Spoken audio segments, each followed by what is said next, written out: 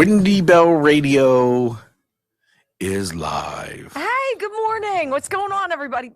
Afternoon. How's everybody? My focus and recall better kick in big time here, guys. Uh-oh, someone threw money at you already. What? Froggy, a friend is someone whom you dare to be yourself. I'm assuming with? I don't know. I know what he means. Oh, Nick said deal. All right, so I want to tell you guys something about Cozy Earth real fast. Hi, Murtech. Thanks for rating us again. Yes, I'm getting a phone call from a telemarketer or somebody. Oh, security. Shucks. I'll call them back. I'll tell you about Cozy Earth. Their sheets are freaking amazing. So anyway, they came and they're like, and I say to people, I'm like, look, if you're going to advertise on this program, don't do a day. Don't advertise on Monday and expect that you're going to get all sorts of people to understand who you are. That's not how this audience works. You have to send me your product. Let me use your product. And if I like your product and I believe it's worth it, I'll get on board and we'll do what we can do. So Cozy Earth came with one day last week with a promo code, and the promo code didn't work, or the QR code didn't work, or whatever it was. The link was fudged up. And I wanted you guys to know about these pajamas. That if you use the code Wendy BOGO, you're going to get buy one, get one pajamas just in time for Valentine's Day. Let me talk to the guys. You want to talk about an easy gift? Oh my gosh. It's good for you too. The sheets, the towels, like there's nothing. Yeah. Right? I'm so angry, and I'm just going to say, look, all this week, I'm not getting paid for it. Okay? CozyEarth.com. Use my name, Wendy. For anything in the store, you'll get a discount. Wendy BOGO, buy one, get one on the pajamas. Their sheets are temperature regulating. Off the chart. When you're hot flashing or power surging or whatever, or your husband or partner sleeps at a different temperature, it takes you to, there's a 100-night sleep night guarantee. You will never buy crappy sheets again, and you will love me. You'll be like, oh, that's what it costs? Put them in the dryer and then 15 minutes prior. You'll get them and you'll be like, oh my gosh. You deserve it. You deserve it. I love them. Cozy Earth. I save up. If you give these... I save up to buy them. I don't get them for free. I'm like, I need more of these sheets. If you get them for your significant other... Yes. If you're straight or gay, you get them for your significant other, all you do is say, hand it to and go, how you doing? It's the best. They are. The best. CozyEarth.com.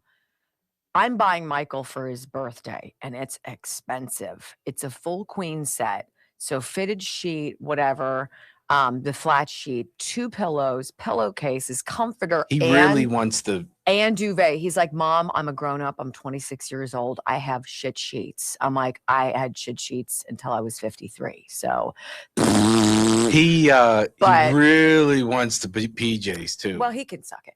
Anyway, I'm not buying you pajamas. That's so weird. I'm not. You're not. You're buying him. No. Buy him a bigger size. He can ship them to me. No.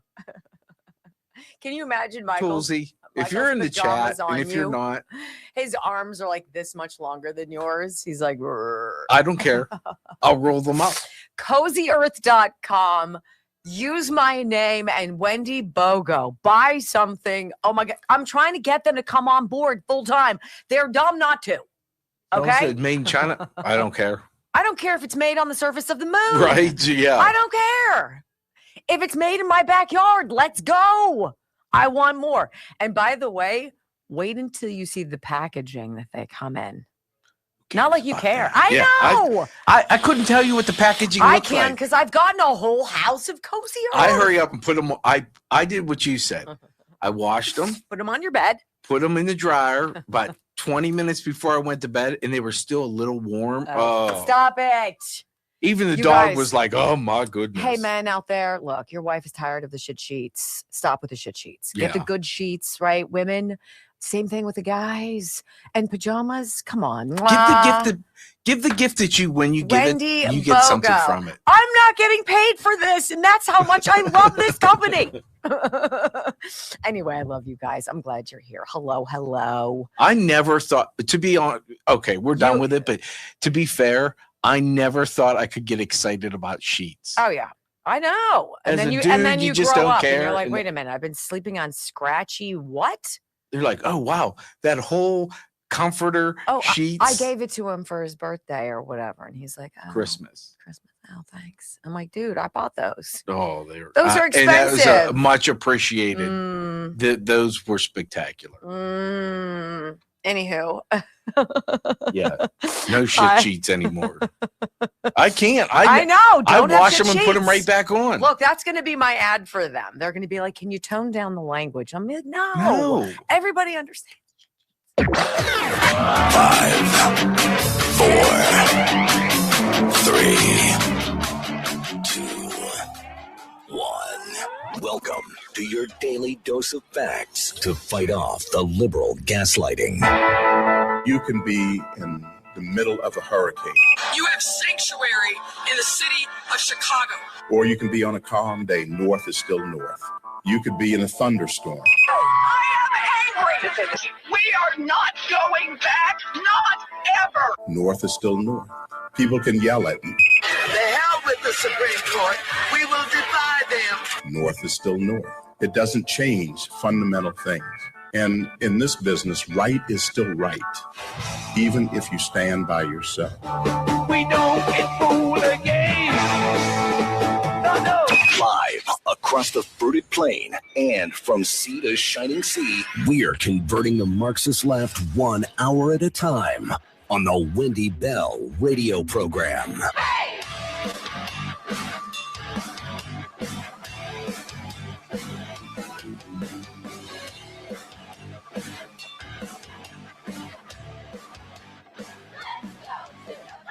Hello, America. Greetings to all of you across the beautiful fruited plain. Good afternoon. It is a cold Tuesday. Cold and dreary here in the city of Pittsburgh in the land before time. Sun is out. Haven't seen that in a while, and I just paid my property taxes. We're going to talk about that today. Can't wait to share all about it. How are you guys? Welcome to the Wendy Bell radio program. This is common sense, conservative values. It's all that it is. And you know what? It's interesting. Before I went on the air, my son Ryan texted me and he's like, look, Mom, I'm so over these stars, these people, Billie Eilish and Bad Bunny and all these idiots talking poorly about this country and trying to make us feel guilty about who we are and what we are because we're great. I'm like, amen, brother. I'm glad you are my son, and I'm glad you're watching and listening to us live. WendyBellRadio.com. I pledge allegiance to the flag of the United States of America and to the republic for which it stands, one nation, under God, indivisible, with liberty and justice for all. Amen. So Joe and I bought our house in 2004. So it's been 22 years. All right. We paid it off several years ago. 4. Okay. How is it that I've been spending $10,000 a year to have the same property that I've had that's valued at like, I don't know, $100,000? I've spent $240,000, $220,000, whatever it is, to basically have the privilege of remaining where I am, even though my house is paid off. Because anybody out there, are you cool with that? $10,000.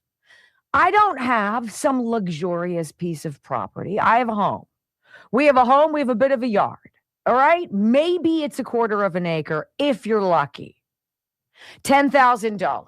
It breaks it down into all the little reasons for you. Oh, for the schools, you're paying $3,800. Can we not rethink some of these things? Is there not a better way do we need the 90-year-old lady across the street, right?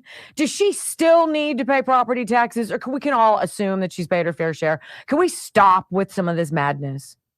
No, because there's not a single tax or an avenue of some kind of grift or theft from you for services that, by the way, are almost never rendered. What do you get for that? What do you get? I can't even say I get the cute little parochial school up the street, which is why we moved into the neighborhood, because we paid out of pocket for that. So I'm paying city taxes for the city schools that are failing our students generationally because education's a grift as well, one of the biggest ones. And then I'm paying out of pocket to send my kids to Catholic school because of the failure of the public school. And I'm fortunate that I can afford to do that. I mean, come on. Anybody else out there, like, what are we doing?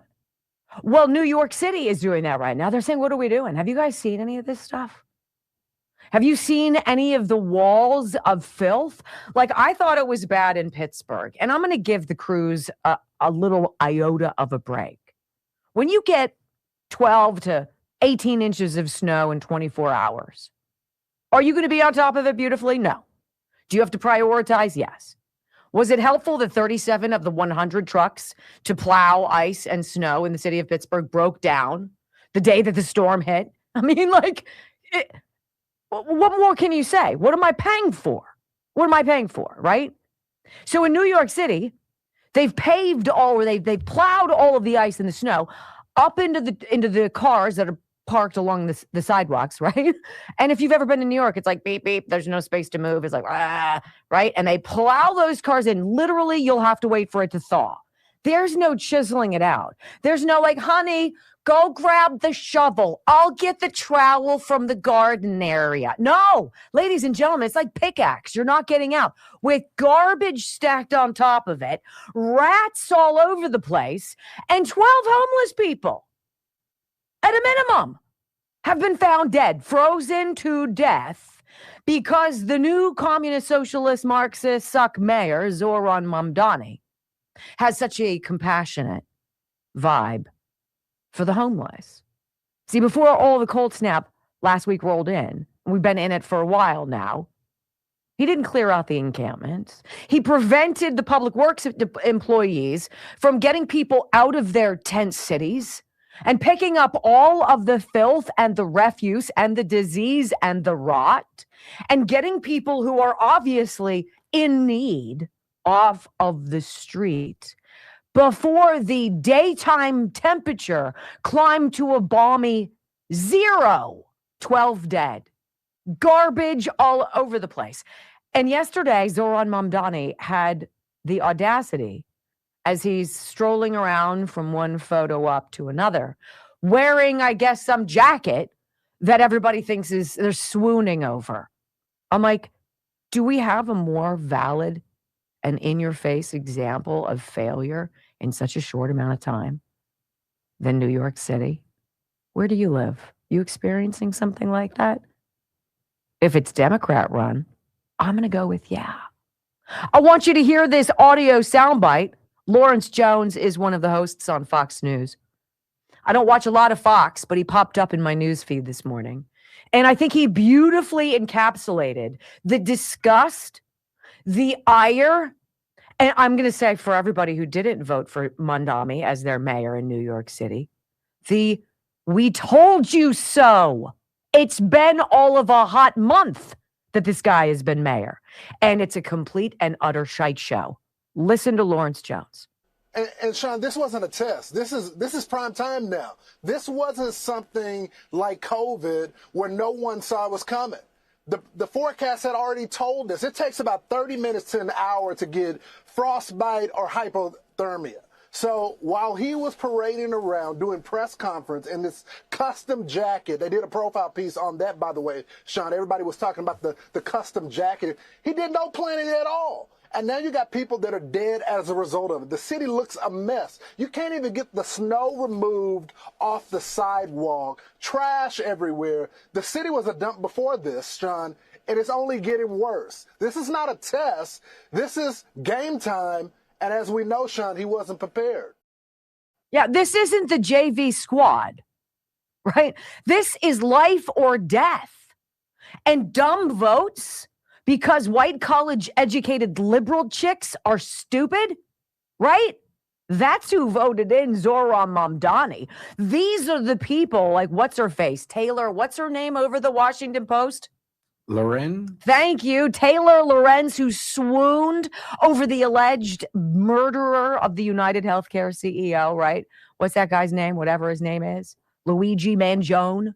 Oh, he's so sick. These are the idiots who in mass go out and like, isn't Zoran so dreamy? I think I'm going to vote for him because he says we're going to have rent freezes and we're going to be able to have free childcare and everything's going to be fabulous. And we're going to ride the T and all the other stuff, the subway for free. Yeah, about that. It's been a month. Mom Donnie's cruel homeless policy, frozen corpses, and blighted neighborhoods. That's the headline on townhall.com, one of my favorite news sites. Frozen corpses. When did we become so cavalier about life? Actually, when did the left become so cavalier about life? Was it when they started walking around with those stupid vagina hats on, alleging that Brett Kavanaugh was a rapist because a woman should be believed because they said so? Was it then? Was it when they started getting crazy about abortion and it became like fashionable to abort your baby? And then it wasn't just reasonable causes, and it was like all causes at all times for whatever reason. That's my right. And then we watch people make this journey around the world to come into this country under Joe Biden's auto pen, and the bodies littered along the way, and the people brutalized and tortured if they even get here. And now we have frozen homeless people, dead homeless people in New York City. What happened? Right? Votes matter. Elections have consequences. Cheating is real. And anybody out there who tries to tell you that some election years ago was the safest and the most secure, was perfect, it was great, right? Or two, that it's not going to continue until the entirety of America rises up and says it ends now. This cavalier nature will continue. Frozen corpses and blighted neighborhoods. When we come back, ladies and gentlemen, it is not even, I don't know, a doubt now, these polls that have come out about what people feel about illegal immigration and deporting people. It's the same as they feel about photo ID and proving who you are to freaking vote. This is not rocket science. Let's break through it. Next on the Wendy Bell Radio Network.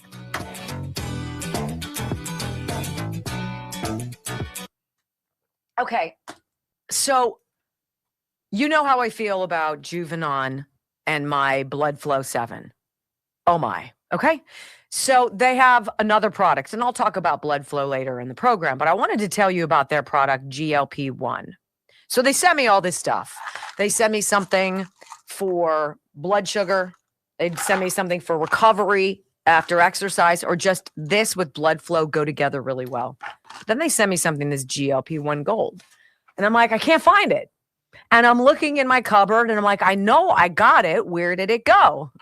And then it dawns on me that last night, as Jack and I are cooking dinner, he's like, hey, Ma, I've lost 10 pounds. Huh. I'm like, really? That's phenomenal. Now he wears big, clothes, so I'm not like scrutinizing his abs. But he's like, yeah, in about a month, 10 pounds. I'm like, really? Now, I didn't ask him about the GLP-1, but I know he's taking it. 10 pounds. Look, this is not something for somebody who just has a pound or two to go. You're like, I've got a little fluff over here. I'd like to work that. You can do some lunges for that. This is for somebody who needs and wants a little bit more assistance, but doesn't want to go the route of the shot. We have all sorts of options for you to lose weight here, right? GLP-1, it is a hormone that plays a major role in telling your brain that you're full and helping control your appetite, okay? That's the whole idea here. Now, instead of injecting something into your body to make your body feel that, what if you simply improved the GLP-1 naturally that you have in your body? That's what this is. So 10 pounds in 1 month. Jack has changed some of his behaviors, so it goes hand in hand with other things. But I'm going to say right now, Wendy 30% off. Go to bloodflow7.com /Wendy. And then when you check out, again, this is the GLP-1 Gold. I'm super excited to talk to Jack about it. And I'll give you more details, but I wish I could hold it up, but I can tell you my kid is using it. And if I'm not mistaken, that's probably a good reason why he's down 10 pounds. It's probably almost out, so wait till he hits you up for it. Right? Let me say this too, that I know the app on Apple is not there and not working. I'm working on it. I have to rewrite a bunch of stuff for it to get it back into the store. So it's going to take. What happened to it? I got to rewrite all the terms and agreements, and they changed something. So I hate everyone. It's a hassle, but I'm working on it. Right? Hopefully by the end of the week, I'll have it done.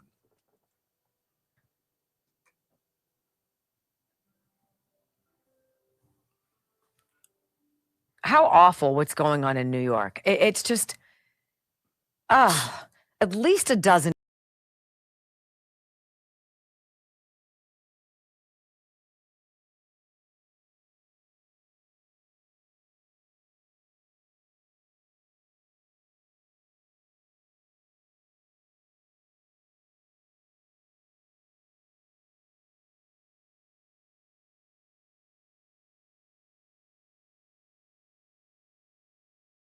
Support or oppose deporting those illegally in the U.S. back to their country of origin? Do you support or oppose deporting those illegally in the U.S.? So this is not just criminals. This is people who are here, who have been here for however long they've been here. Do you support sending them back to their homeland? You ready? 61% said they support. 34% oppose. Republicans support 95 by 95 points, like plus 95. Independents support that by 23. Swing voters say, yeah, I like that too, by 37. The only group, Democrats, minus 42. Now we believe everybody should stay. Come and stay. It's stolen land anyway. You know, it's not ours. You should have it. Oh, yeah, that's something that's coming up in the show. And it's from a mayor who's a dope. How about this one? Do you think elected officials should hand over to immigration authorities criminals in jail who are here illegally? Or should state and local officials not turn over criminals for deportation? 67% turn them over, right? 33% don't. How many Democrats? Actually, it's pretty split. Democrats don't want criminals here either. And finally, one more, because I want to play this for you, this Bill Malugin soundbite. There's some stuff going on in the House right now, and it's going to bounce over to the Senate. They've got kind of a squeeze play to pass these spending bills and to strip out some requirements that the SAVE Act be a part of it, but not to dump it as an issue, but to put it somewhere else in a more strategic way. It's almost weird. We've got the GOP playing a little bit of 4D chess, but then again, there is President Trump behind the scenes who's moving all of the pieces. Finally, how about this one? And this is a new poll that says 73% say coming here illegally to America is breaking the law. 61% support deporting illegals, 58% oppose defunding ICE, and 54% support ICE enforcing our immigration laws. Now I'm trying to zoom in on who the person is asking this. I can't see which poll this is. But I'm going to tell you, look, you look at every single immigration poll, it's not even close. It might not be an 85-15 issue, but you're solidly 55-65 in that range. The majority saying, look, what you've done to this country isn't survivable. Look, we're all paying for it. Get out. Did you guys see rent? Apartment rent down to the lowest in 4 years right now. It's remarkable when you get rid of people who are gobbling up all of the homes and then you get rid of them so you're not paying for them to stay in those homes. One, you end up having more money in your pocket, and two, there are more homes. It's so weird, isn't it? Let's get out to the House where Bill Maloogian is. You know him from Fox.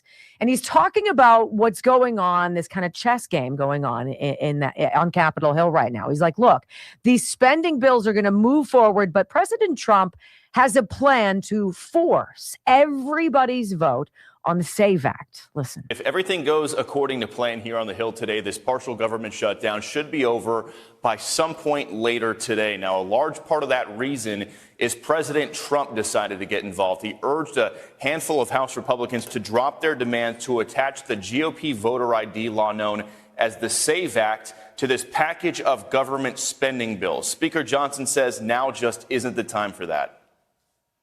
We all want the SAVE Act, but we also look at the reality of the numbers here, and we passed the SAVE Act twice in the House. We'll pass it again.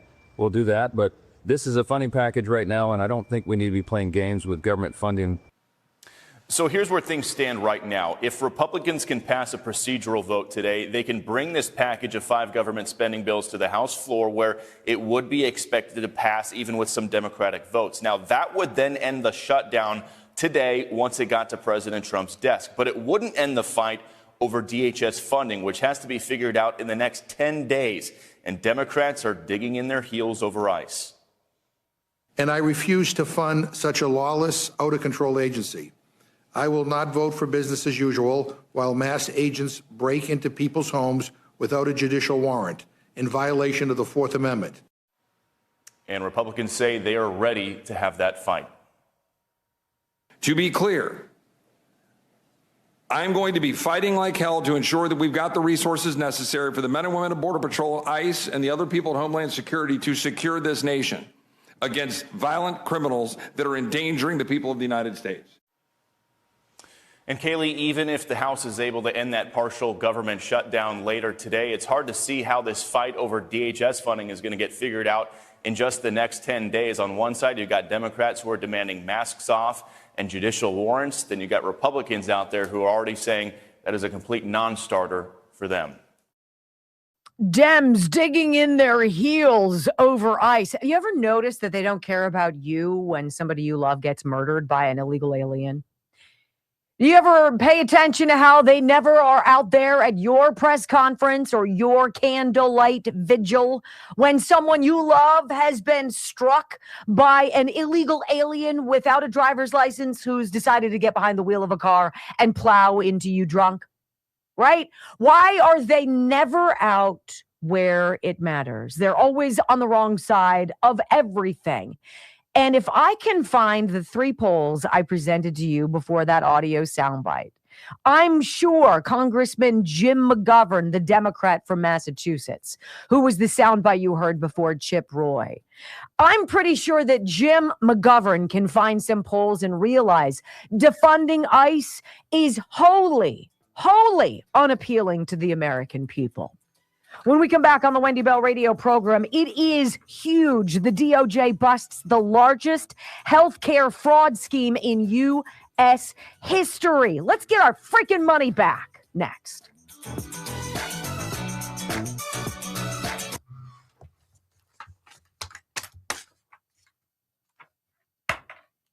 Right? Can you imagine if we didn't have all the waste and fraud? We wouldn't have property tax. I was talking to my dad about that yesterday. So he's in California and he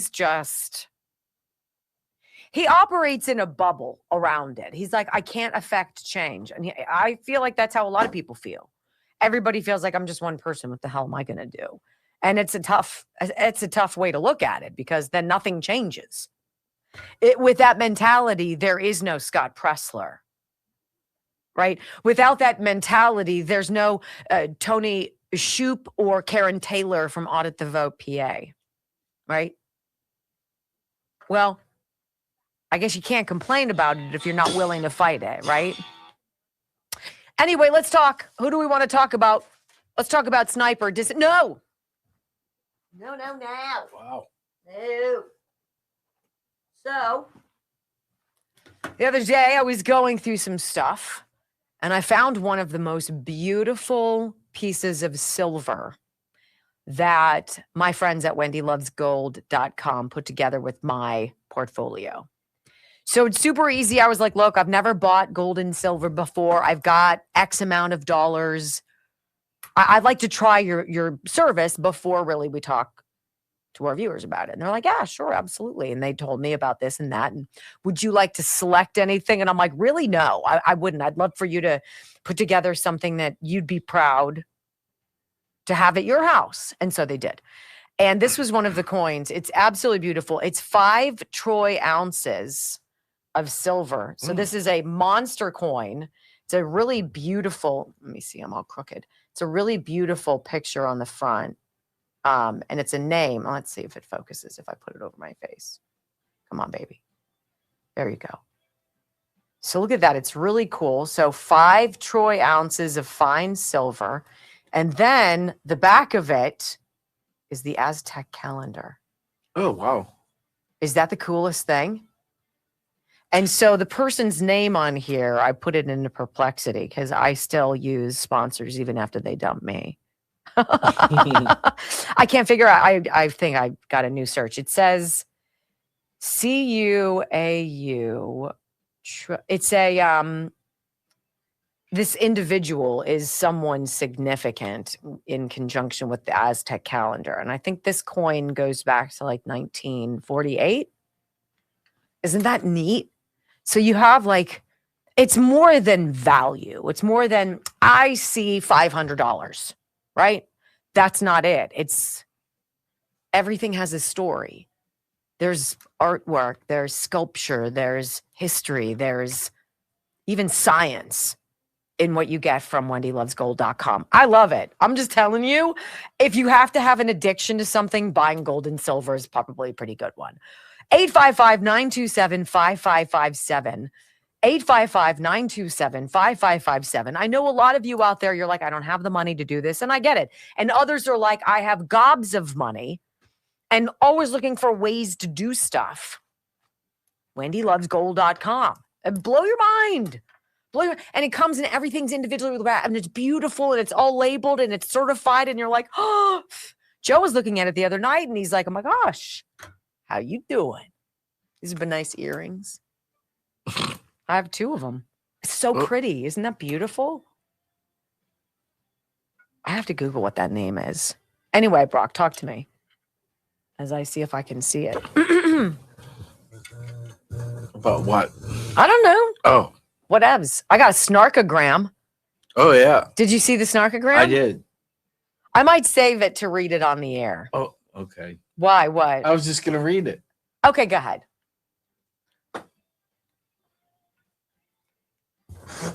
It is so obvious now, and if you don't think that this happened or could have happened, you are stupid and wacko, just like all of MAGA white trash.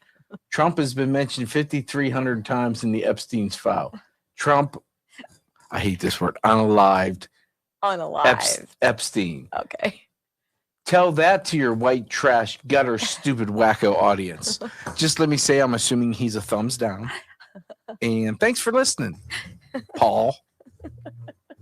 Appreciate your commentary. I looked at it and I went, oh, and then here's Wendy's response. Wait a second. Let me get you Wendy's response. I clicked off. Always a pleasure to hear from you, Paul. I love that when people are like, you're a slut whore. Like, wow. Arr, arr, arr. And I'm like, it's really nice to hear from you. Paul must just be a fantastic individual to have dinner with. Look, I feel for people who are hook, line, and sinker into stuff. But like, that's why I say go to 30,000 with me, because right, I really don't have any of the answers, but we have very strong common sense. And I don't remember the last time I was like gobsmacked by something and was totally wrong. Like, you'll be the first people I'd tell. I'll be like, I was totally wrong. Here's the kicker. I don't think I'm that angry about anything. No. To be honest with you, let alone sitting down and writing an email. Yeah, I have 0 to give. You might have a bunch of them. I have 0. So yeah, I've got a jar of F's to give, but You're running low fast.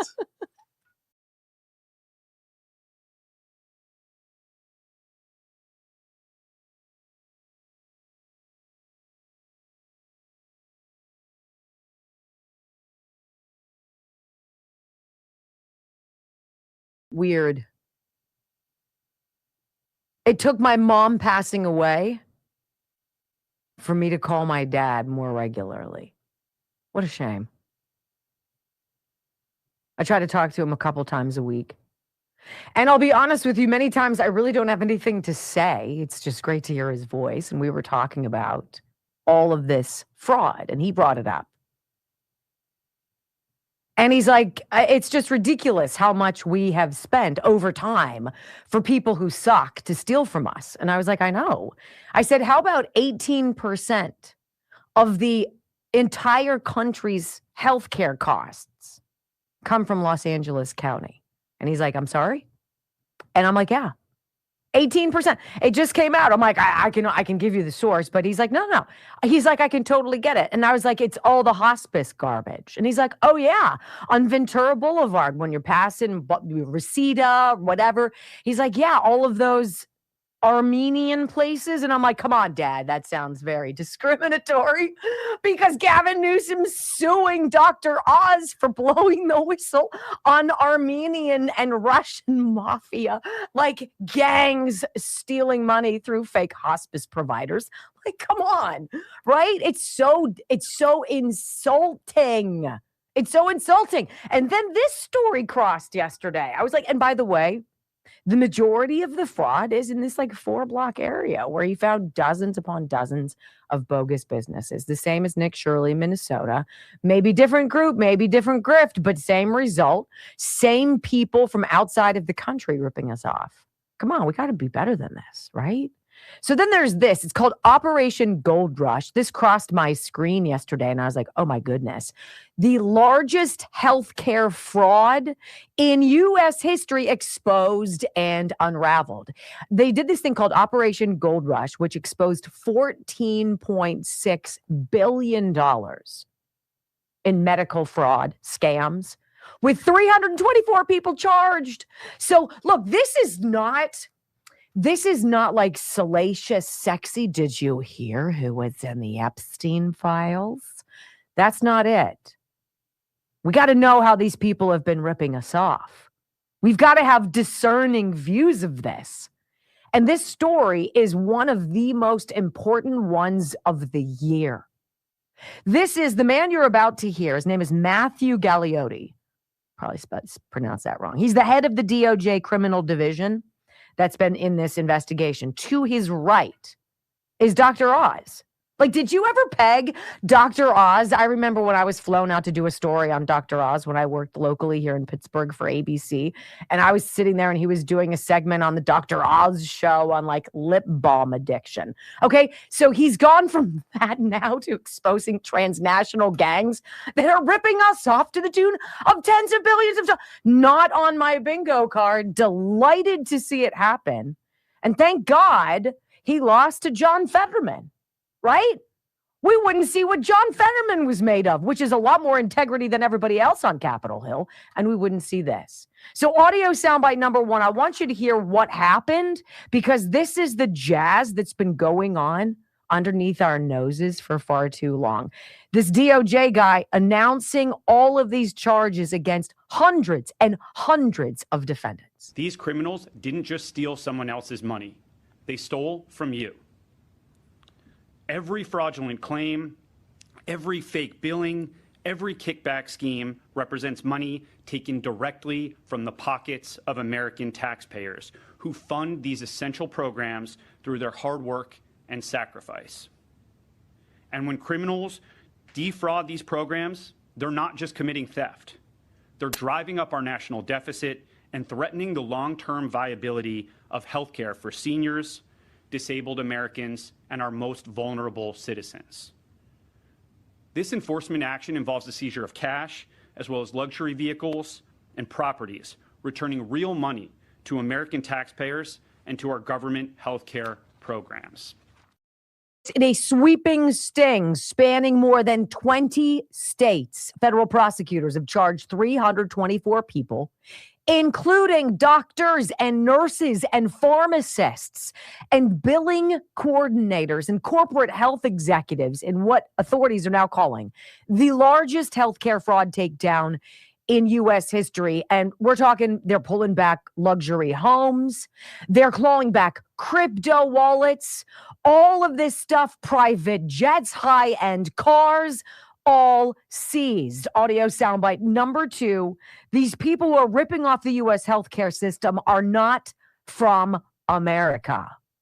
We are seeing a disturbing trend of transnational criminal organizations engaging in increasingly sophisticated and complex criminal schemes that defraud the American healthcare system. As part of this takedown, we've identified and charged defendants operating from Russia, Eastern Europe, Pakistan, and other foreign countries. These individuals have infiltrated our healthcare system to steal American taxpayer dollars. As just one example, we dismantled a scheme involving a sophisticated operation run from Russia and Eastern Europe that strategically bought dozens of medical supply companies in the United States and submitted more than $10 billion in fraudulent healthcare claims to Medicare. To make matters worse, these perpetrators used the stolen identities of more than 1 million Americans spanning all 50 states to perpetrate this scheme and submit these false claims. This wasn't just one bad actor. This was a whole network. This was a whole empire. And it lived at the very heart of the system that we Americans trust to heal us, or at least keep us well. And it wasn't even subtle. It was totally symptomatic, or systematic, I should say. Fake patient records, inflated Medicare and Medicaid billing, phantom prescriptions for opioids and controlled substances, home health care and hospice scams targeting the elderly, and of course, bribery, kickbacks, and black market referrals. And this DOJ guy goes, look, we've identified and arrested several medical professionals. These were professional pill mills. This takedown resulted in criminal charges against 74 defendants, including medical professionals who fueled America's deadly opioid crisis for personal profit. These are not isolated instances of poor judgment. These are calculated schemes designed to exploit Americans struggling with addiction while enriching the very people who were duty-bound to help them heal. We charged pill mill operators who prescribed unnecessary opioids. We dismantled networks of corrupt pharmacies that existed solely to distribute drugs to addicts and dealers, feeding the addiction crisis that has devastated so many American communities. Knowingly signed off on treatments that were never given. Pharmacists then filled prescriptions for patients that didn't exist. Billing departments falsified entire patient databases to drain federal programs. And the scheme bled the healthcare system dry while real patients waited, suffered, and died. I got to go in to my OBGYN and I can't get a freaking appointment until May. And these people are bleeding our system dry. Perfect. Finally, the DOJ guy says, these fraudsters, they targeted the people that we're supposed to care the most about. Maybe we can get back into the business of doing that. Many of the defendants charged as part of this takedown specifically targeted our most vulnerable citizens, elderly Americans in nursing homes, individuals with disabilities, those battling serious illnesses, and more. For example, our prosecutors charged 7 defendants, including 5 medical professionals, in connection with approximately $1 billion in fraudulent claims to Medicare and other healthcare benefit programs for performing medically unnecessary skin grafts on dying patients as they were seeking to spend their final days with dignity and peace. That conduct is exactly as callous and disturbing as it sounds. Patients and their families trusted these providers with their lives. Instead of receiving care, they became victims of elaborate criminal schemes. Barbaric.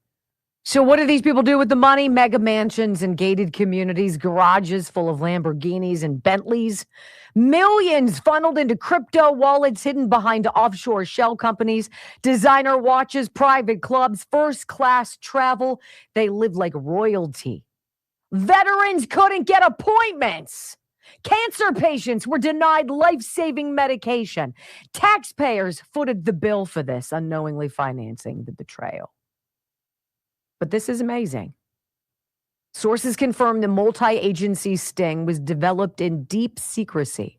Over a period of 19 months, data mining, undercover agents, wiretaps, whistleblower leaks, the DOJ created digital profiles of suspicious billing patterns. The DEA tracked narcotic distribution spikes in clinics. The FBI infiltrated corporate structures posing as compliance officers. And what began as scattered anomalies turned into a national map of coordinated fraud with names and titles and a direct line to political donors, private equity firms, and regional hospital boards. It wasn't just fraud. It was embedded corruption with tentacles, right? So, meantime, in Minneapolis, right, where they certainly don't want you talking about any kind of fraud. Did you guys see this ridiculosity? Apparently, in order to travel down certain streets in Minneapolis, you need to get some rando guy wearing a mask acting like an Antifa goon to come up to your car and check your papers, i.e. run your license plate to see if you're an ICE agent. Are you kidding me? Anti-ICE agitators set up blockade on Minneapolis Street. Check driver's license plates. It looks like in our system, your plates came up as an ICE plate, an activist says. I want you to hear this rando stopping a Somalian Uber driver on the road. This is what's going on. They don't want voter ID in elections, but they do want to see your ID in their CHOP hellscape. You said his license plates are ICE? Doing good, yeah. I was just saying, it looks like in our system, your plates came up as an ICE plate.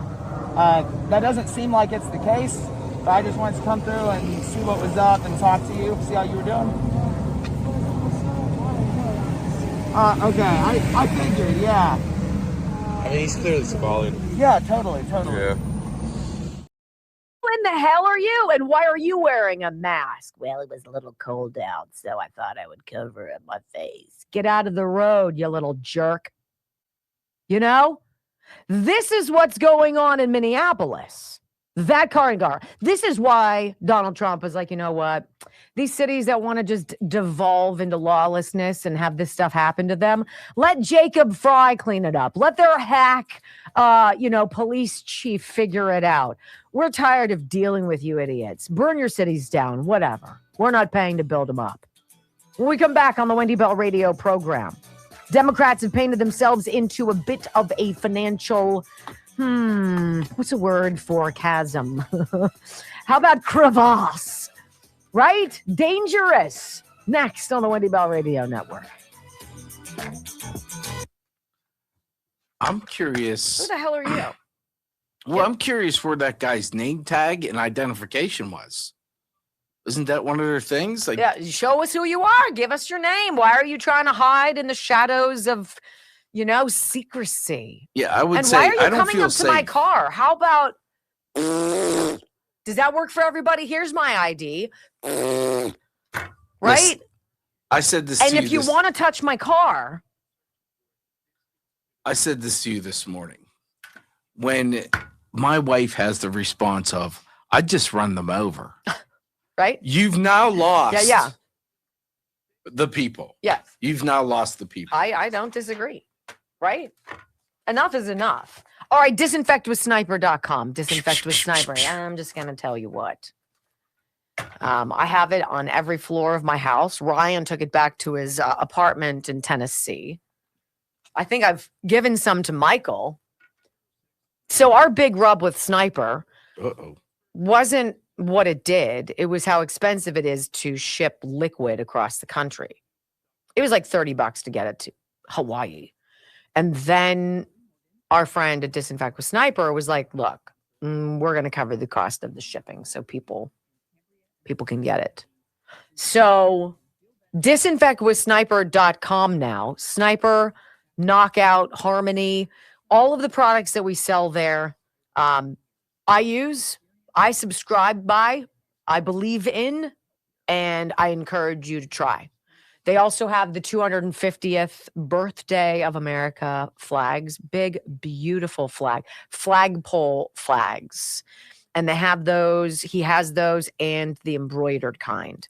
I don't know if he has them yet, but they're getting them. Getting He them. ordered them. One's $60, and I think the embroidered is $99.99. He also told me that some of you guys out there have businesses and called for the big ask for the really big ones that you run up for a business. Oh, the super big flags. Yeah. Oh. And if you do get a hold of them, if you go to the site and get in touch with them, he will order them for you.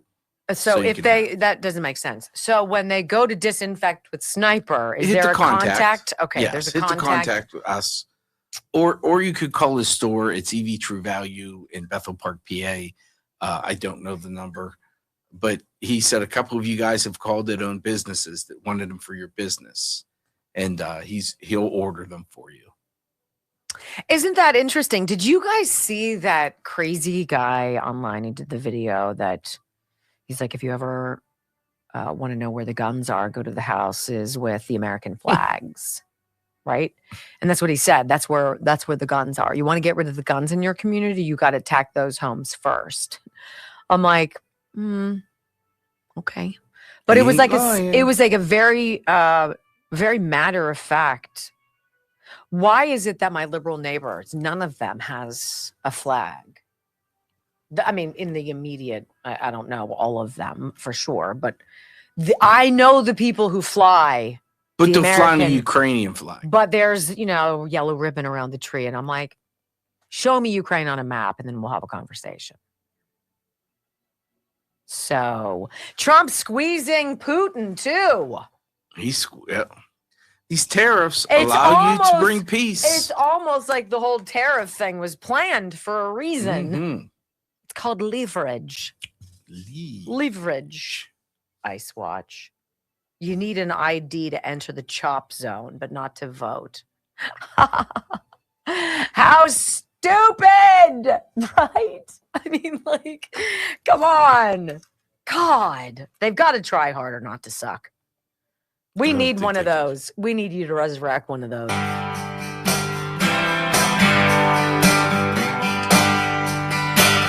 Welcome back to the Wendy Bell Radio program.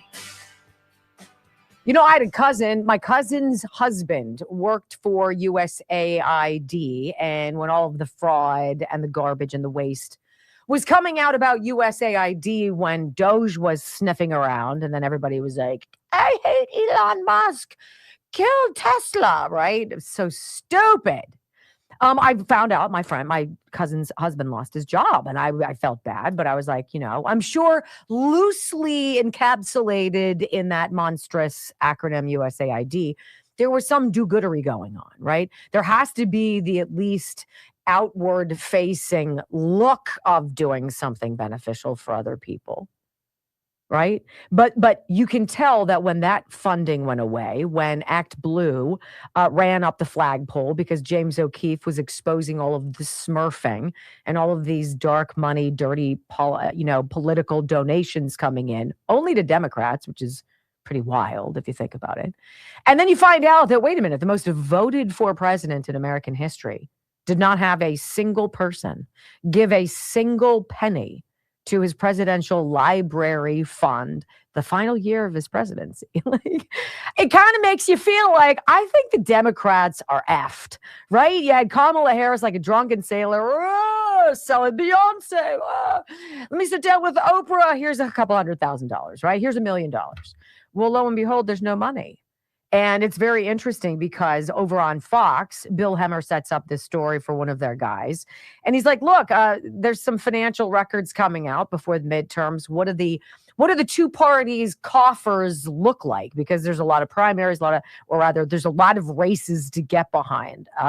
Ain't looking good on the left, y'all. Listen. A report showing the RNC holds a nearly $100 million cash edge over the DNC. Democrats ending last year with about $17 million in debt. Mark Meredith reporting on that now out of D.C. What you find out, Mark? Good morning.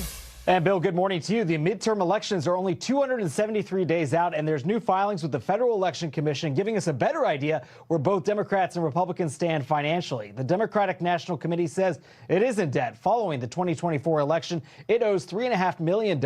Democrats say they have $14 million cash on hand, a number far lower than they had at the start of 2025. As the New York Times points out, Democratic officials are privately growing alarmed about the national party's financial position. The DNC chairman says, though, there's no cause for concern.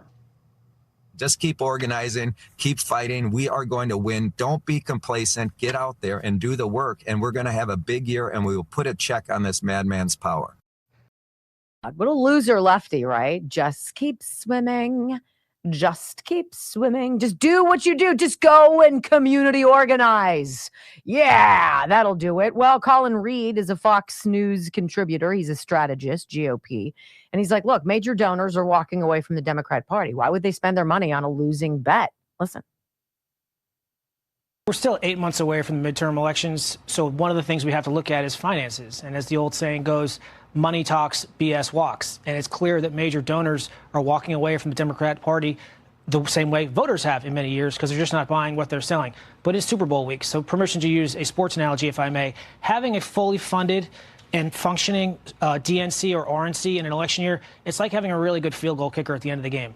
It's not necessarily going to win you the game, but in a close situation, in a really tight race, in a really tight game, it can get you those final points to get you over the finish line. And that's why these numbers matter, Jackie. And that's why if you're a Democrat thinking, I'm in a marginal race, I might need that help from the DNC. It might not be there.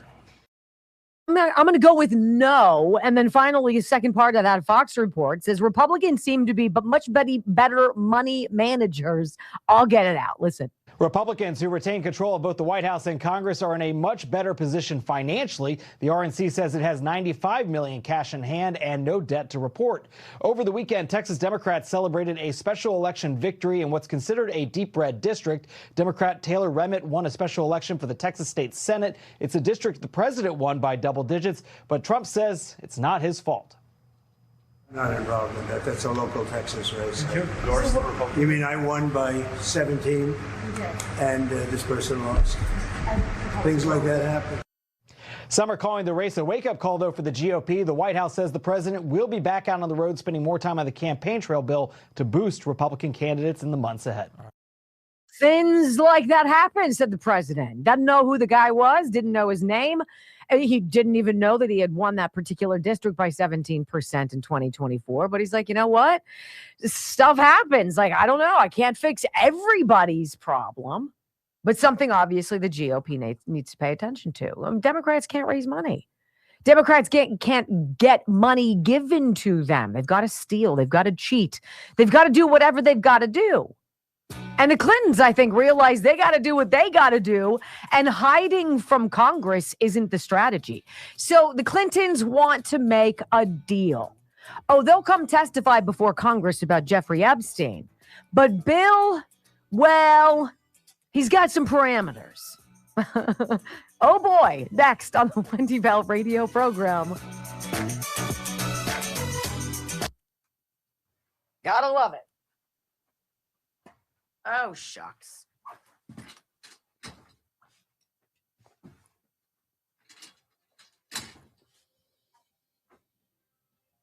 So they're reporting 2 Republicans voted nay, effectively stalling the bill to fund the government and keeping the federal government in a partial shutdown. Wait, I didn't hear the first part of that. I was unplugged. 2 Republicans voted nay, effectively stalling the bill to fund the government and keeping the federal government in a partial shutdown. Who? They only named one, and it was Massey. But see, here's where I'm torn. There's stuff in there that for gender mutilation, and there's stuff in there that, you know, funding certain things that Doge said this is waste. So like, I don't know. Isn't this the $66 billion worth of earmarks? I think so. Right? Justin Rose from Tennessee. If you guys do not drink enough water, and I don't, I know I don't. I'm not one of those people who just grabs a bottle of water or walks around with something. I just don't. Probably because I have to go to the bathroom all the time and it just makes me annoyed, which is a terrible excuse. Anyway, when I started drinking the MCT Wellness from Dr. Gundry, and again, this is a dietary supplement. This is like a meal replacement, if you will. And you think about it because you're like, how can a little scoop of powder that you put in your bottle of water and shake up, or in your bottle that you walk around with, or what have you, you shake it up and you drink it down, and you're like, how is it possible that that little powder in that drink, which is delicious, you're going to love it. I'm going to say it.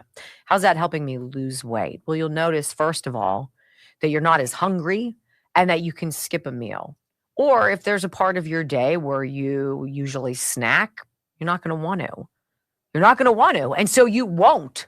And so what ends up happening is, lo and behold, yes, you start losing weight.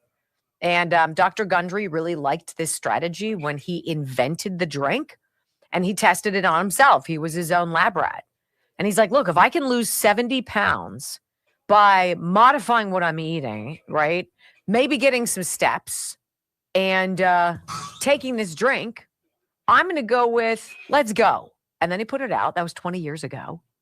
And he's never looked back. And he says he's seen thousands of people who have lost as much weight as he, or near it. I was like, what? So go to thehealthyfat.com/Wendy. I talked to you about it. I'm almost through. I show you my progress. I'm almost done. Like, literally, how can that little scoop of powder help you lose 70 pounds? Only by putting this in water and drinking it once or twice a day? How's that sound? And you get a nice discount when you go there. So thehealthyfat.com/Wendy. That's it. I think you guys will like it very much. Let's see. How are our rumbles? I haven't browbeaten you guys. We were number 6 yesterday. So I'm trying to figure out what our Dan Bongino effect is for us. I don't know if there really was one. I think our live views tend to be now in the 6,000 to 6,400 range, which was great. We've seen everything from 10,000 to 17,000 to changing time periods now down to 6,000. It's whatever. It'll grow back up. But total views, yesterday we were number 6 on the leaderboard, right? I'm pretty impressed by that.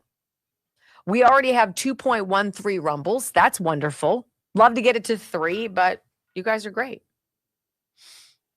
Is there somebody who is not behaving well on here? I don't know why. I was just catching wind of it. I'm ready for some sunshine. You guys ready for that?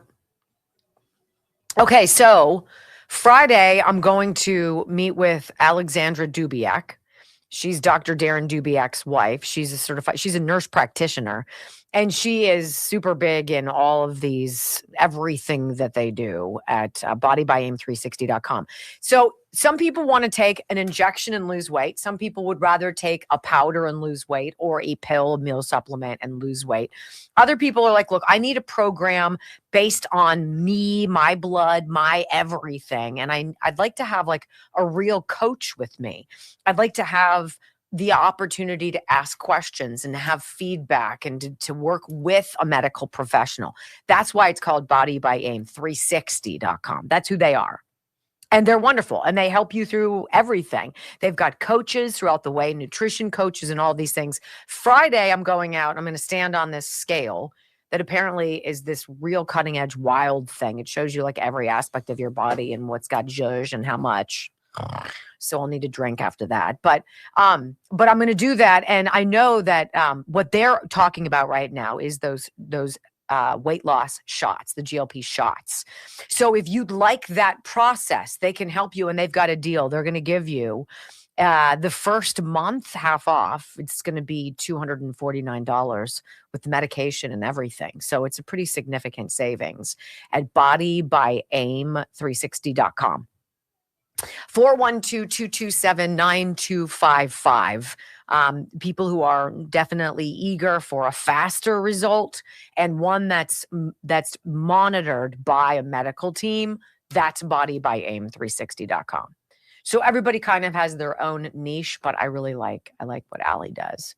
I'm not looking forward to putting on a sports bra and compression shorts and being like, because this one will be like, let's get some video. And I'll be like, there's no need for video. We don't have to have video. We can just talk about it after the fact and be like, imagine, if you will, me standing on a scale. There you go. Now, why do we have to waste the time to go shoot the video? I don't have to say anything. It's not up to me. And Darren was like to Brock, you've got to put on a tank top. No, he says you can't wear a tank top, just shorts. I'm like, negative, Ghost Rider. Nobody wants to see that, including myself. Stop. We're so horrible about ourselves, aren't we? No, it's a mess. I know it's a mess. Everybody is a mess. I don't know anybody who's not. 4, 3,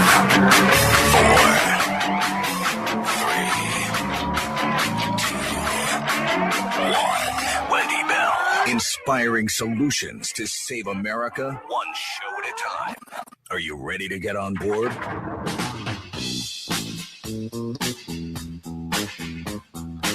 You told us when it would be time to panic. Well, is it time to panic? Well, let me just tell you, folks, it's never going to be time to panic because we're never going to give up. We're not going to give up on America. America's worth it. America is worth fighting for. America's worth not giving up. And while we have that attitude of not giving up, we are constantly going to be searching, strategizing, coming up with ways to prevail. We've got the basics. We have millions and millions of Americans that are fed up, can't wait to do something about it. There will be a series of ideas that people come up with based on dealing with the fraud that we know we have to deal with. You're not alone. You're not a singular individual all by yourself out there trying to fight these people by yourself. There are 74 million plus and growing. We're not going to give up on America. From sea to shining sea, 3 hours of bold truth and excellence. The Wendy Bell Radio Program.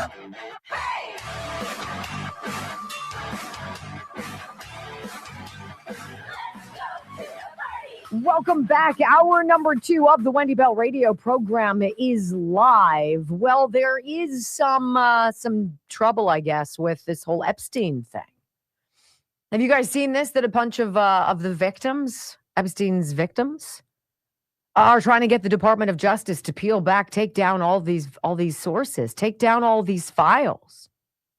Gosh, it's almost like President Trump, who said, "What are we doing? Why are you pushing so hard for this? There is no way to go through all of the documents and to come up with a serious timeline of what happened to whom and when. There's suspicion. There's going to be rumor mongering. There's going to be reputation shattering. For what? For a guy who's dead. Why?" And I got pissed at him. I remember I was annoyed because he snapped at a reporter. Trump did. And I was like, that's not a good look. But see, Trump was 8 steps ahead of us. He knew how this was going to end. And it ends in innocent victims having to relive it all again, having to go through it, having their names out there. They didn't ask for it. Right? Hey, Thomas Massey, are you happy now? Like, I understand your point. But you chose to die on the wrong hill. And now people will suffer even more. So apparently the Clintons are ready to make a deal. They're ready to talk.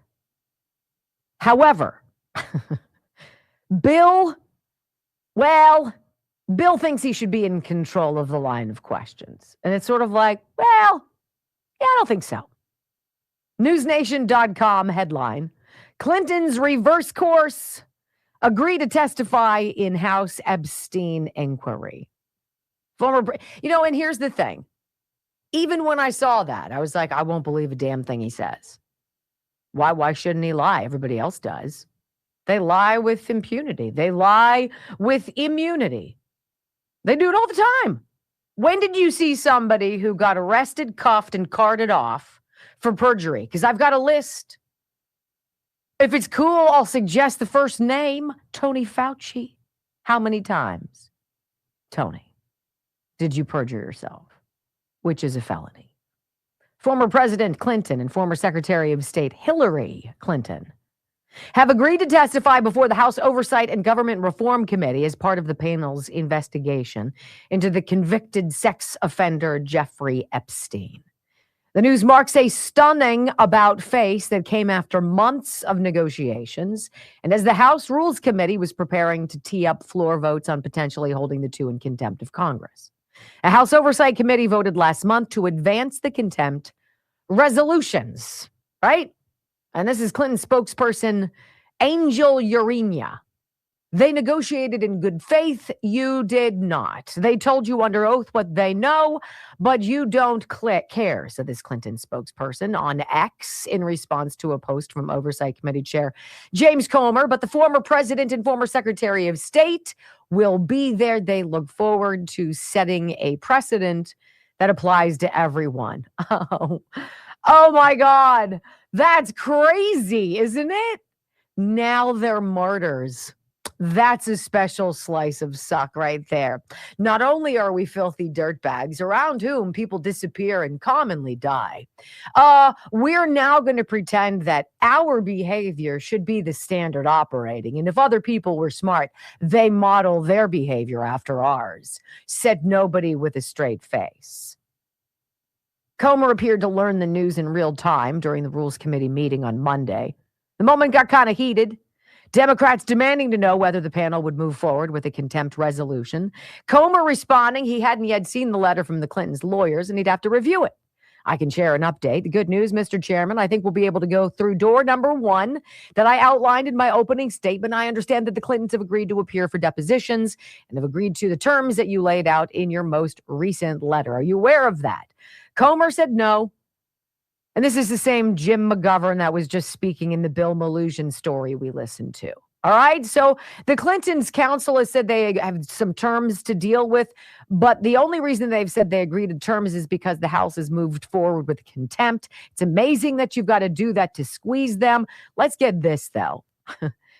The Clintons tried to narrow Epstein-related questions so tightly so that Bill could avoid discussing Jeffrey Epstein, Ghislaine Maxwell, favor trading, and media suppression.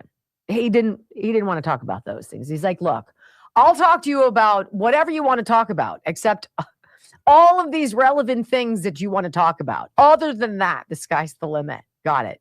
The Clintons tried to rewrite the rules. They asked for a voluntary interview instead of sworn testimony. I keep just hearing in my mind, if I close my eyes, no one is above the law. No one is above the law. Right? Well, apparently the Clintons think they are. So rather than swearing under oath, like that's so yesterday, let's just go out and have a scotch. And we'll just talk about it over that. That'll be terrific. And they also wanted a withdrawal of the subpoena before testifying. They want to pause on contempt proceedings. They want a hard 4-hour time limit. Hey, you octogenarian evildoers. I'm going to speak for a big part of America when I say, suck it. 30-minute alternating question blocks, a personal transcriber of Clinton's choosing, no video recording, and written statements for Hillary Clinton instead of appearing in person. Why do you suppose? Because she's probably Tales from the freaking Crypt. Because she was in 2016. Remember when they're like, oh, she stumbled getting into like the back of the Denali or whatever, the Escalade that Secret Service was driving her around. And then her medical team was like, oh, her campaigning has just been it's been so hot. And we're like, yo, it's October. And they're like, oh, she's just low blood sugar. No, she collapsed and goons next to her had to like buoy her and shove her into the back of the truck. Right? It was like Joe Biden when his Feebelocity tried to get into something and he needed help getting onto the step. Well, you know what? When you're 100,000 years old and you have dementia, stuff happens, right? Just be honest. Just be honest. So Bill and Hill, they're like, you know what? We'll totally come to you guys with all these things that we want instead. Well, this was the House Oversight response. Let's read this. And the Oversight Committee is worth following on X. It says, after defying lawful subpoenas, Bill and Hillary Clinton are trying to dodge contempt by requesting special treatment. The Clintons are not above the law. Our response to the Clintons' latest demands. Ready? We'll read it together. So it's sending it to, I guess, each Bill and Hill have their own attorneys. And it says, dear the two chicks who are their attorneys, the Committee on Oversight and Government Reform has serious concerns with the offer made on behalf of your clients, Bill and Hill. At the outset, the committee must assess your proposal in light of your clients' demonstrated reluctance to provide testimony, which has resulted in the committee, after many months of effort, to persuade your clients to comply with their subpoenas, recommending through bipartisan votes that they be found in contempt of Congress. With that in mind, how's that for a whopper of a setup? With that in mind, ... your offer as it relates to President Clinton raises the following questions. And then it just goes over it. It's like, look, you guys are no longer important. Okay? You're scumbags. And we have serious questions about George and Laura and Barack and Michelle. Big Mike. Big Mike. And everybody, and yes, I don't even know Joe Biden because he was so out to lunch. Who knows what the hell was going on? And Jill just wanted to walk around and change the drapes. So House Oversight is like, no, Joy. This is how it's going to go. And we appreciate you wanting to play, but no, I'll read you the last sentence. I'll get to the end. Wow, it's quite lengthy. So let's see. For the aforementioned reasons, the committee must decline the unreasonable offer in your January 31st letter. It's been nearly 6 months since your clients first received the committee's subpoena, more than 3 months since the original date of their depositions, and nearly 3 weeks since they failed to appear for their depositions commensurate with the committee's lawful subpoenas. Your client's desire for special treatment is both frustrating and an affront to the American people's desire for transparency. Booyah. Thank you, James Comer, for saying what we think. I think I could have said it a little bit more, I don't know, colorfully. But there you go. Ladies and gentlemen, above the law, Tennessee drops some illegal alien crime statistics. Oh boy. Tennessee. Wait until you hear this. It's going to tick you off next on the Wendy Bell Radio Network. It's so great. It's like detailing every, like, how dare you? Like, how dare you be so insulting? And you know they're going to have to bring Hillary in a wheelchair. She's not well. If they want her not to be in person, but they want her in a video. Look, when you finish drinking the adrenochrome and you can't get it as readily, because there's a war on drugs, right? I'm laughing, but I'm not. It's gross. We've got gross problems in this country, friends. So let's see.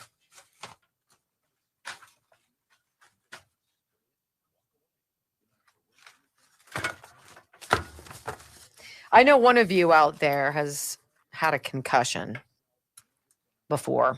It was probably many years ago. And you know that lingering doubt you have? You're like, I bet you I got walloped really good. I bet you something is wrong. Like my hearing's a little off, or my personality kind of changed, or I noticed things just got weird. And then you develop this new normal because that's what we do. You're a survivor. And so you have workarounds. It's like breaking your arm. You learn how to do your makeup with your other hand. It happens, right? But you've always wondered. Or you've had chronic headaches or anxiety or tremors or what have you. And you're like, I don't even know where to go. I go to my PCP and they're like looking at their watch like Joe Biden at the transfer of bodies. Are we done yet? And they don't feel like they care about me. Well, that's what's different about the Simkovich Concussion Institute, because you're not a number. This isn't some like mill where they move people out and move people along and that's that. And legitimately, they have you as long as it takes for you to get better. And it's a couple hours a day, maybe for a couple days, 3-4 days. Wouldn't it feel good just to call and talk to somebody who knows? 412-366-3700. Sometimes you don't even want to talk to anybody else about it. Not in your life. But you'd be surprised calling the Simkovich Concussion Institute and talking to one of the folks there. And getting a phone call back from a doc, maybe from Doc Simkovich. He's great. 412-366-3700. I love them. And I believe that we could all benefit from an adjustment from him. And what he does with his hands in your mouth, I'm telling you, changes your life. Tugs your ears, twists your neck, moves things around, pushes things into place. And you're like, oddly, I feel so much better. You can. SimkovichConcussionInstitute.com. 412-366-3700. Super excited to have CB Distillery back. Yeah, I'm not so sure Hillary's looking that good. When did she ever? I think if we knew how much was really masquerading behind the scenes for these people in Congress, I think we would be absolutely flabbergasted. Now I'm reading, apparently, Thune has already walked back his SAVE Act, saying he's going to put it on the floor. And that's why the two people voted no. I don't trust Thune. No.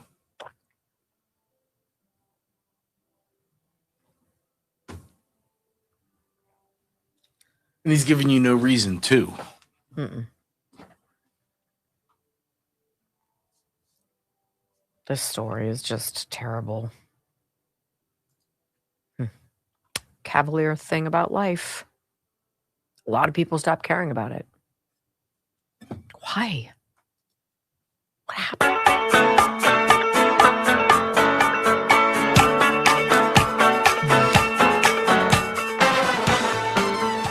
Welcome back to the Wendy Bell radio program. Now, obviously, this one caught my attention. This headline, because it has to do with one of the most beautiful states. I look forward to learning more about it, Tennessee. Tennessee drops the latest illegal alien crime statistics, and they are not good. I want to read you this from Breitbart. This is Tennessee. Imagine Colorado. Imagine Maryland. Imagine Ohio. Bigger states with a lot more going on. Tennessee releases staggering stats on migrant crime. The Office of the Tennessee District Attorney's General Counsel, or Conference rather, has released its annual state immigration report revealing that in 2025, illegal migrants committed 2,183 violent offenses, including 41 homicides, 145 sexual offenses, 11 child rapes, and more. Remember when one is too many, right? I say that to you. One victim is one too many. Well, how about 41? There'd be 41 people in Tennessee, Americans, ostensibly, in Tennessee, who would be alive today if Joe Biden wasn't allowed to steal the last election, probably. Republican State Representative Dan Howell said he was shocked by the report. He called the data really, really bad. These are the criminals liberals want to defend while trying to defund ICE. 41 Tennesseans are dead at the hands of illegal immigrants and hundreds raped. This will not be tolerated in this great state, and we will do more to keep you safe, he said. The 2025 immigration report released on January 30th is a required annual report from the state's district attorney's general conference. The law directs them to collect and analyze data from law enforcement agencies, blah, blah, blah. And the number is going to be higher because one of the counties didn't report. They found that a total of 21,648 charges, 21,000 charges were filed against illegal migrants among 11,000 cases between January 1st and January 31st of 2025. Hey, Brock, will you do me a favor? 21,600 divided by 365. 21,600 divided by 365. Let's see how many a day that is. 59. 59 problems, charges a day in Tennessee against illegal immigrants. That doesn't make me a bad person for saying that. Get them out. Now, there's another Breitbart story that kind of goes with this. Meantime, while this is going on in Tennessee, bounce on over to Boston, great city, destroyed by a dumb chick. Woke chick. Michelle Wu, what a dummy. Boston Mayor Wu claims every single human on earth has legal right to come to the United States. Really? I hear she lives in a very nice home.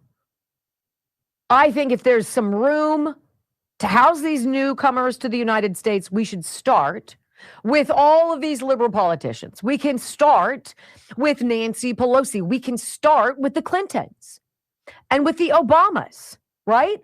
I understand they have acres and acres. Can you imagine how much them opening up their property as they expect you and I to be cool with all these strangers flooding the zone of our communities who don't look like this, don't look like we do, have no plans to assimilate and become an American, right?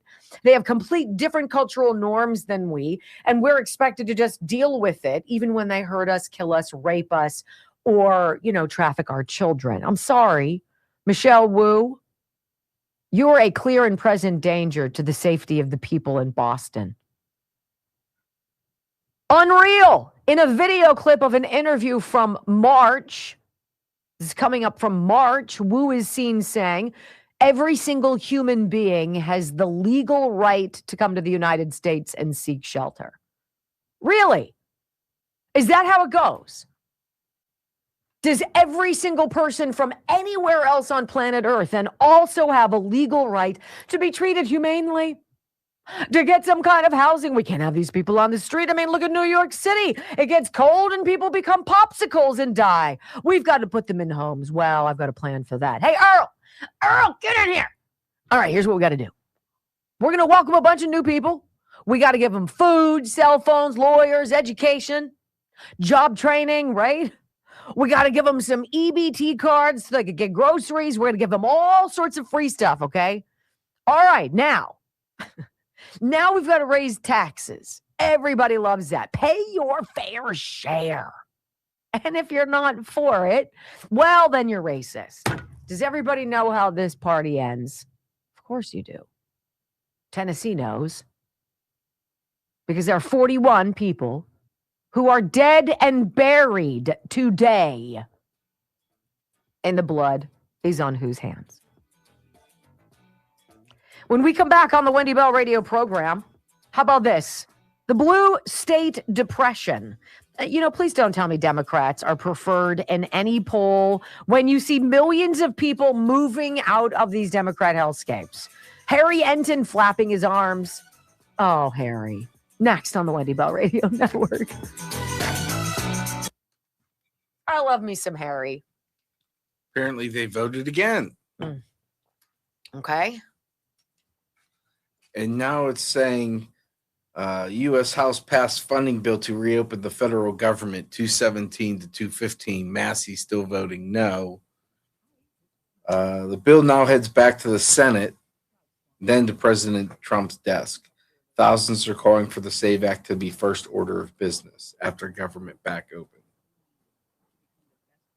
Yeah, Trump was like, look, we're not fiddling with people anymore. We're not playing the shutdown roulette game.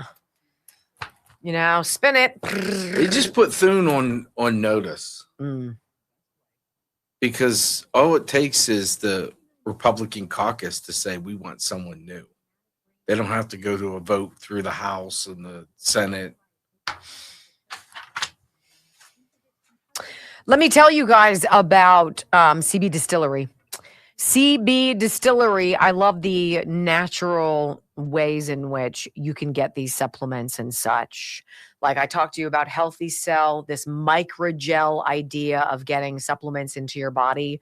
We talk about these various things that we can take to increase our blood flow.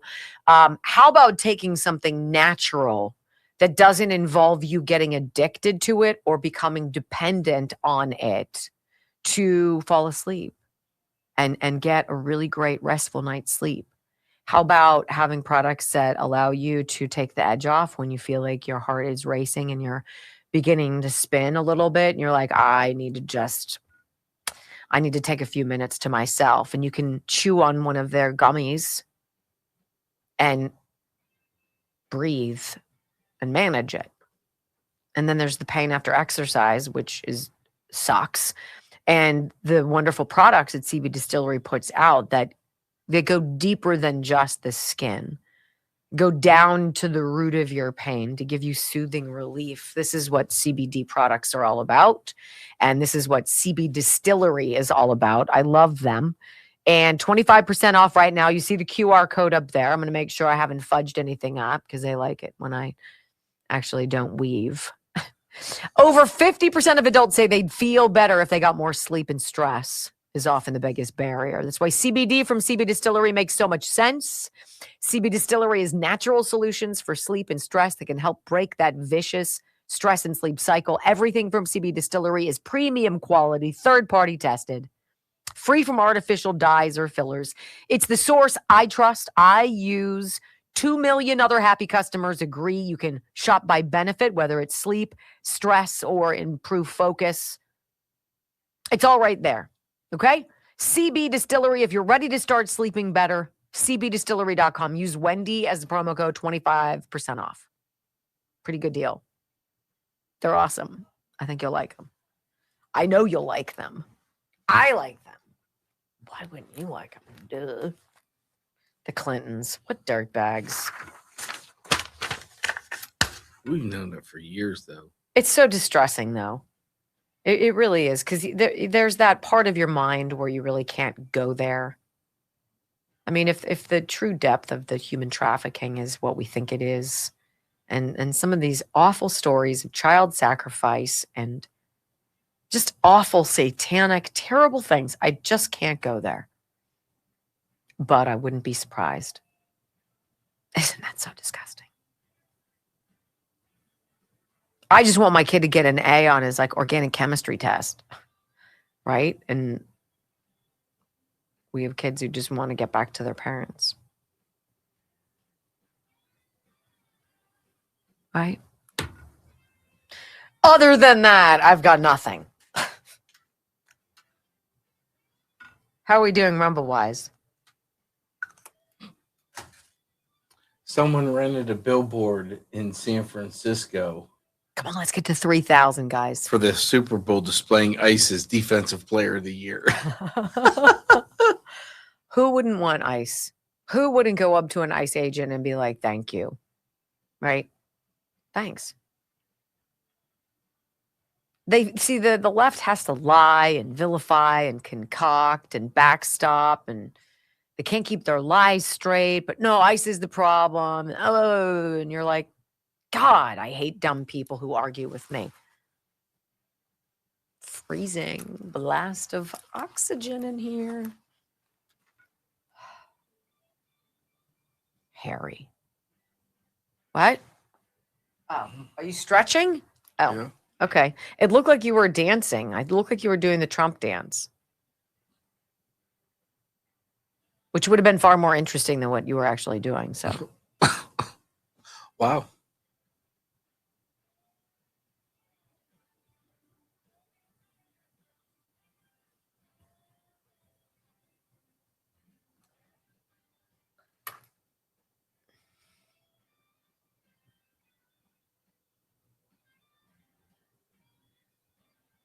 Oh, this is just a great story. Let's see. 2.5, not bad.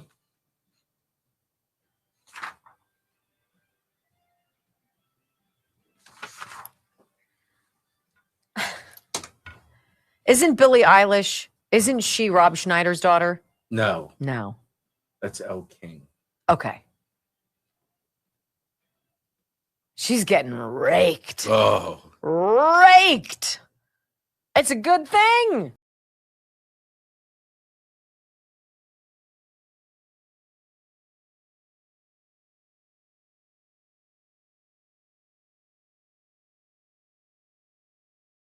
Text. Because this actually bleeds into a story like I just... he's in the chat. Like Orion is? Yeah, he got nay. Okay. So he texts me this morning right before the show and he goes, watched the Grammys the other day, but wow, it's so liberal, I had to shut it off. And he says, and I won't watch the halftime show of the Super Bowl. This is a 20-year-old. Well, 21 on his fake ID. This is a 21. This is a 20-year-old. And he says, how embarrassing of Bad Bunny and the host of the Grammys to insult a sitting president. Right? And so what he's talking about is this. I don't watch these stupid shows. I don't know. I've never really thought that celebrities were all that important, so meh. But at the Grammys, apparently, this young singer, Billie Eilish, said something stupid about we're on stolen land, et cetera, et cetera. How much, how much signaling can we send out there to the woke few morons out there? Well, enough. So I just saw this from the Gateway Pundit. Native American tribe that once owned land under singer Billie Eilish's mansion sends a stinging message to her after she claims no one is illegal on stolen land. Wow, that boomerang now with social media comes real quick. I'm going to just read this to you before we get on with the soup and whatever of the day. A Native American tribe that once owned land under leftist pop star Billie Eilish's LA home sent a sharp message to her after she went on a rant at the Grammy Awards on Sunday. First of all, who the hell are you? I don't care. And secondly, nobody cares about your politics. Put a sock in it, sweetness. Eilish went viral for an incredible lack of awareness while trying to pander to her fellow millionaires and left-wing allies. After winning Song of the Year, she committed a brutal self-own in her victory speech by stating no one is illegal on stolen land before going on to bash immigration enforcement. We need to keep fighting and speaking up, she added. Our voices do matter. And then she said, F ICE. Excellent. That's fantastic. Her comments were brutally mocked on social media by conservatives who called on her to return her property to the Native Americans or to house illegal aliens instead. Her comments went so viral, it attracted attention from prominent conservatives such as Senator Mike Lee and the Florida Governor Ron DeSantis. And now the Daily Mail has revealed that Tongva tribe confirmed Eilish's mansion does indeed sit on ancestral land. They also did not take kindly to her virtue signaling. Instead, they scolded her for not contacting them regarding her property and for not referencing them specifically in her speech, saying this: Eilish has not contacted our tribe directly regarding her property. We do value the instance when public figures provide visibility to the true history of this country, a spokesperson said. It is our hope that in future discussions, this tribe can explicitly be referenced to ensure the public understands, blah, blah, blah, blah, blah. And they said, basically, give us our land back, which I think is hilarious.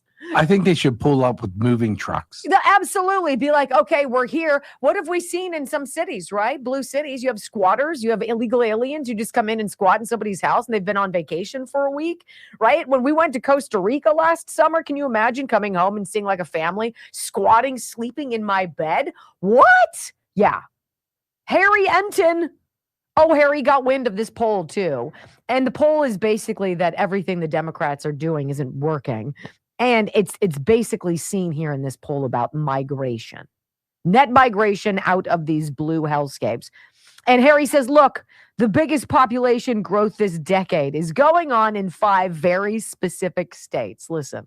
Today, I wanted to take a look at some long-term population trends that really should set off a flashing red siren to Democrats nationwide while bringing a big smile to the faces of Republicans nationwide. Why do I say that? Because take a look at the big population gainers versus the last census back in 2020. According to the latest population estimates that take into account the population mid-2025, look at this. The biggest population growth this decade, all 5 of the states that Donald John Trump won in 2024. Texas, Florida, North Carolina, Georgia, and of course the great state of Arizona, where I spent my New Year's Eve. I love those folks out in Prescott, Arizona. These were the biggest gainers. The biggest gainers in terms of population compared to the 2020 census. Now, it's not just a red state boom. This is what we're looking at. We're looking at a red state boom here. But it is not just a red state boom. We're also looking at what I would dare call a blue state depression. Because who are the people? Who and where are the people moving from into the red states? Can only fathom, Harry. I have no idea. Did he do something different with his hair? Maybe like a new conditioner? Did you notice it? Maybe Debbie Wasserman Schultz's barber. It's a little flat, Harry. Little flat.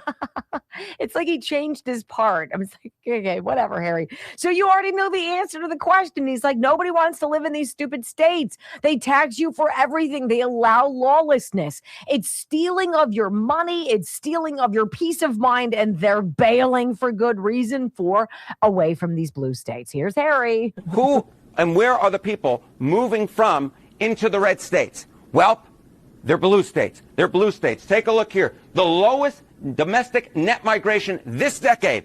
All 5 of the states that were won by Kamala Harris in 2024. Look at this. California, Harris's home state. New York, where I'm coming from right now, of course. Illinois, New Jersey, and of course the great Commonwealth of Massachusetts, which is a bastion of blue liberalism. These are the states that folks in the United States are moving away from and into the red states, which is propelling a red state boom.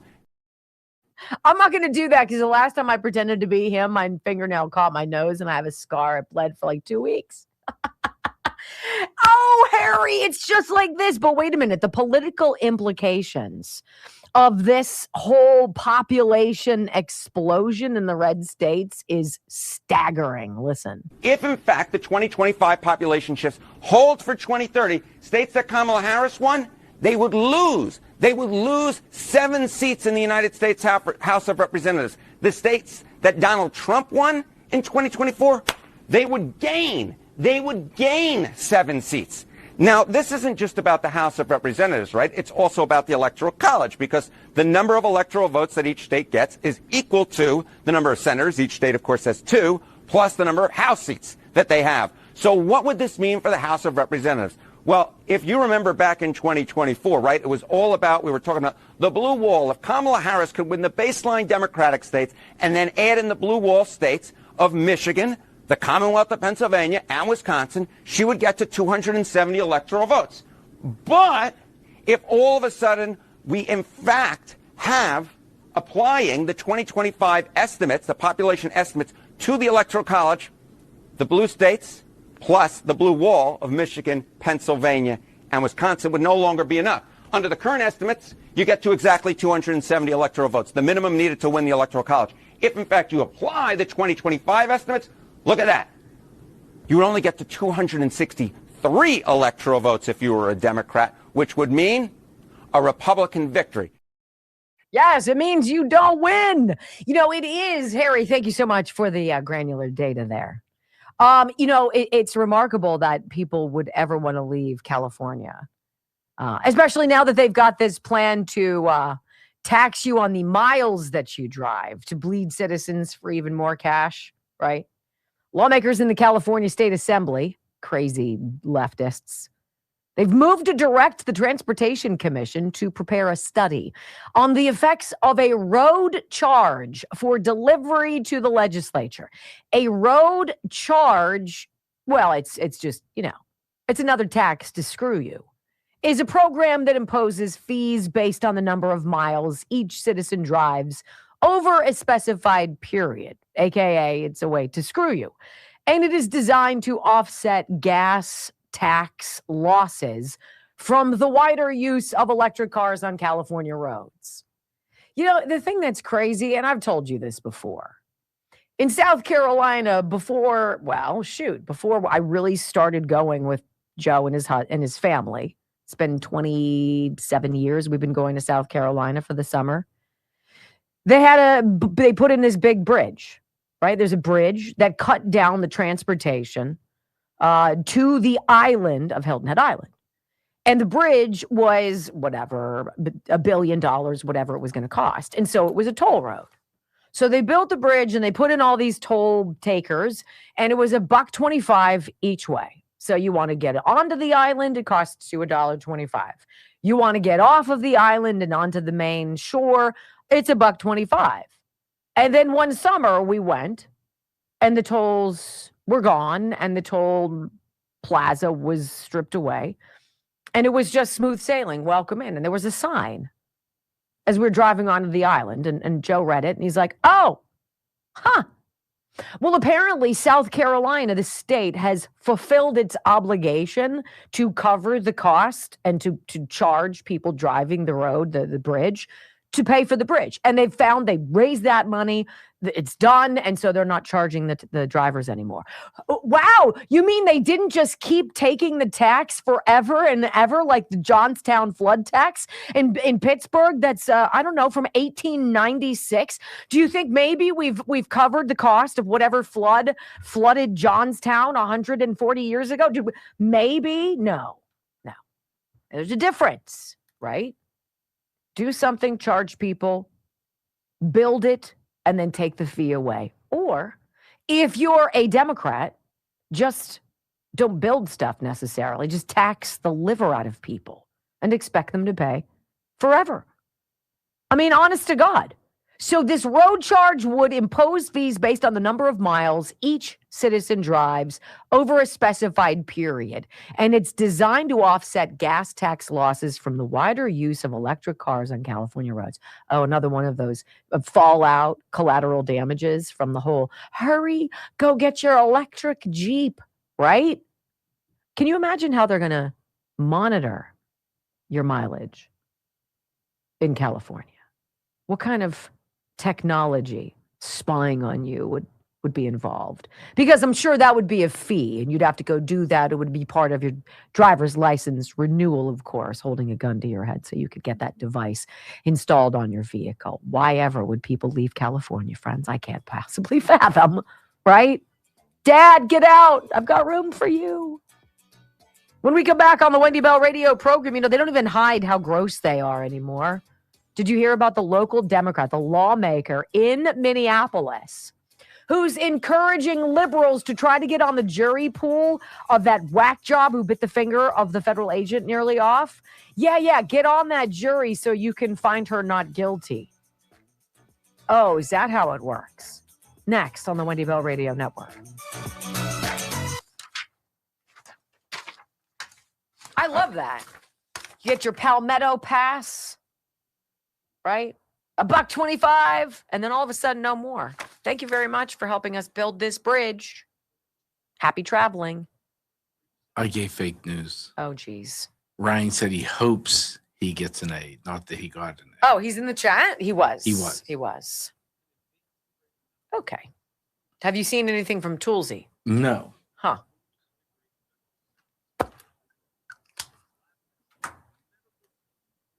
All right. Now I can tell you guys about my Alpha Gold male for Brock and my Blood Flow 7 for me. So I was working out and I was with my trainer today, and she's having a small procedure done next week. So she has to be off all of her medications. So I was asking her, Mike, have you tried Blood Flow 7 yet? Because I gave her one of my precious bottles, right? And she's like, no, I'm super excited to do it. but I have to get through the surgery and get the clear for my doctor to take my meds again. And I'm like, I understand. I said, you should give it to Ashley, who's her wife, because Ashley was commenting with her client working in the same space that she just really got super tired yesterday, like 2:30. She felt like she hit the wall. She was really dragging.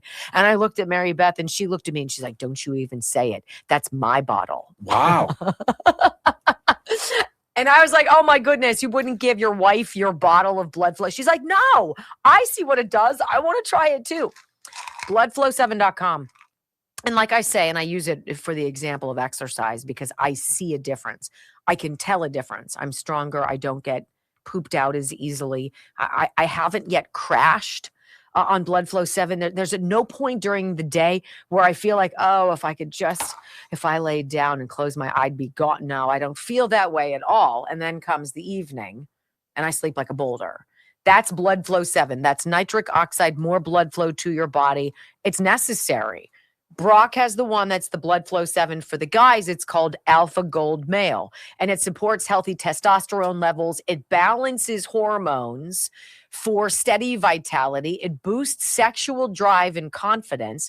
It enhances strength, stamina, and endurance, and it promotes better sleep and recovery, all without a prescription, and it freaking works. Bloodflow7.com/Wendy. I'm as inclined to say, get the jammies from Cozy Earth using Wendy BOGO and get yourself some Blood Flow 7 and Alpha Gold Male. I'm telling you what, it changes everything.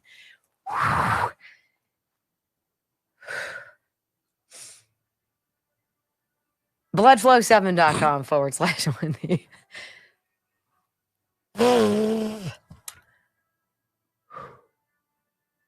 Oh, wait.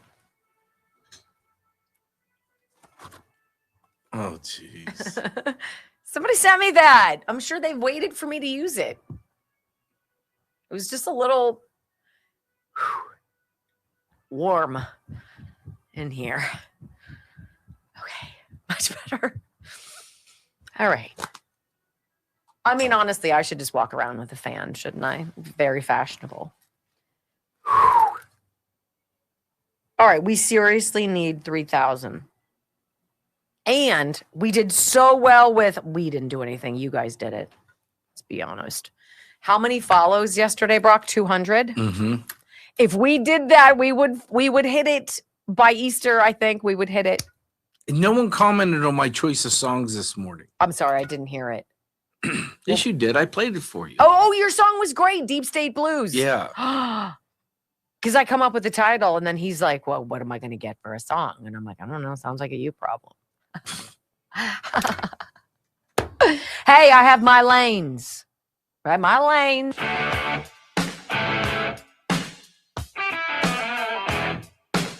Welcome back to the Wendy Bell radio program. It is kind of sad that we've gotten to this place now where the president has told DHS Secretary Kristi Noem, I want all of our ICE agents to have cameras. We got to have cameras on them. And it's for the safety of the ICE agents.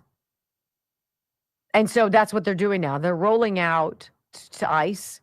Make sure everybody's got the appropriate equipment because some of this stuff going on in these blue cities is just ridiculous. So you have coordinated, compensated protesters. These are professionals. You have signs, right? You have chants. You have all these things. They're scripted. They're all planned out. There's nothing organic or authentic going on. They're dangerous. They're taking over streets. They're moving out recliners and couches. It's like you're at a WVU aftermath, right? Let's go. Woo, burn a couch, right? It's complete lawlessness. You have goons now who are serving as de facto law enforcement and checking people's quote unquote papers to allow them access to their neighborhood. How about you get the hell out of my way? Does that work? Because that works for me. There is a very short time period in which there is any kind of tolerance for this sort of protest. It's not protest. It's coordinated, and it's to keep you busy. Right? If we can get somebody else to do something stupid and get themselves killed, seriously, that's it. Then we can keep people talking about this because That's all we have. We're not raising money. We're not putting out great people. We don't have wonderful policies. We don't stand for anything. The crux of our base is a bunch of white college educated toxic liberal chicks, the scourge of America, who nobody likes, not even themselves, right? What are we doing? Well, this is gross. Local Democrat urges people to act neutral, to get on jury and acquit the woman accused of biting a federal agent. This is an elected Democrat lawmaker. Okay. The local official wrote that no one should be going to prison for defending our city against ICE and encouraged followers to spread information about jury nullification. A Minnesota Democrat Party official is urging people on social media to act neutral, to get seated on jury and vote to acquit a woman accused of biting off a federal agent's fingertip. Honestly, Nick Cruz is a former president of the Minnesota Young DFL and current at-large director of Stonewall DFL. In a January 26 post on X, he wrote, "No one should be going to prison for defending our city against ICE. So go and pretend you're, middle of the road, you're moderate, you're right there, and then absolutely you vote to acquit." Cruz was responding to a post about the case of Claire Louise Feng. She sounds like a liberal, who's accused in federal court of biting off the tip of a U.S. Border Patrol agent's finger during a struggle in Minneapolis. The term jury nullification refers to when jurors vote to acquit a defendant, despite believing the person broke the law, often because they disagree with the law itself or how it's being applied. Fantastic. This is what this guy wants everybody to do. In his post, Cruz encouraged people to try to get selected for jury duty and to act neutral during voir dire, the process in which potential jurors are questioned before being seated.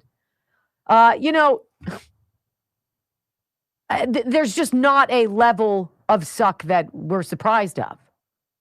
How about this poll, though, in case these people on the left aren't paying attention? New polling shows midterm election voters overwhelmingly support mass deportation of illegal immigrants and oppose Democrat efforts to defund or abolish ICE. So basically, what did Bill Malugin tell us at the beginning of the show? There are these procedural votes right now. It seems like this package of 5 spending bills is moving forward. This being passed in the Senate goes to the president's desk. He says he's going to sign it. It reopens the government after a short shutdown. But the rest in the whole funding of DHS is the next conundrum, and they've got 10 days before that has to be finalized. Well, if the Democrats would like to pay attention to the majority of the country instead of their own CYA, how many percent, what's percent of supporting deporting illegal aliens? 61%. How many support using ICE to deport illegal aliens? 54%. How many support shutting down the government to defund ICE? Well, I can tell you 58% oppose. So the Democrats' position on defunding ICE and a potential shutdown over the issue would be electorally devastating. Republicans have a slight deficit on the generic ballot through certain things with swing voters, but wholly Democrats, or voters, I should say, responded negatively to Democrats' efforts around ICE. Leave it alone. They've got to fix what you morons introduced to our country, which Tennessee can tell you resulted in 41 fewer Tennesseans alive today because they were killed at the hands of illegal aliens. Does it seem to make sense to you? Of course. So I got to ask you a question. Do you think the GOP is a little bit smarter than we think? My original answer is, please. No, hell no. Dirty Republicans are worse than dirty Democrats, right? Because they pretend that they're not. Well, Representative Anna Paulina Luna says they're going to get that SAVE Act onto the House floor, onto the Senate floor, and they expect to maybe do it as soon as today. Do you believe it? Well, let's talk about it next on the Wendy Bell Radio Network.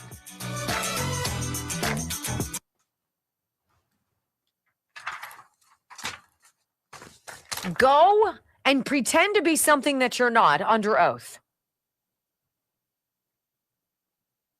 Am I the only one who, when walking into jury duty, takes it stone cold soberly? I've never been on a jury. Oh, geez. And then there are those of us who get dipped in and again and again. Well, you don't know how I'm to not answer one the of them. question. I'm not one Oh. of them. I just say I'm in the media, and they pretty much say, you know, go. Let's talk about Ireland Contracting, 1-800-NEW-ROOF. IrelandContracting.com. Cannot believe we're already at hour number 3. Gosh.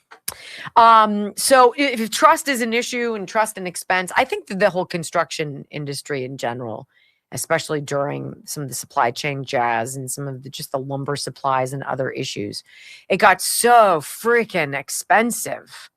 And it's sort of like that's the going rate. Hopefully things are settling down a bit. But that's the importance of dealing with a contractor that you can depend on. You know, somebody that, look, none of us we don't not want builders to make money. But I don't need you to be able to, pay 4 months of your mortgage because of me. Let's be fair about it. And that's what I like about Ireland Contracting. They tell you up front, this is what we see. This is what we could do. There are some mitigation things we could do before you need blankety blank.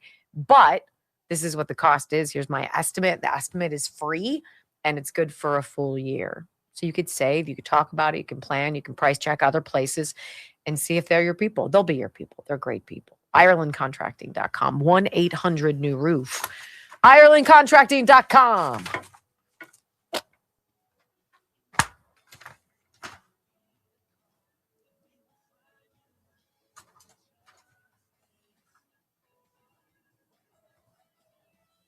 Isn't that so neat? With the Aztec calendar? That's so neat. I couldn't pronounce this guy, though. I did search it. Where did he go?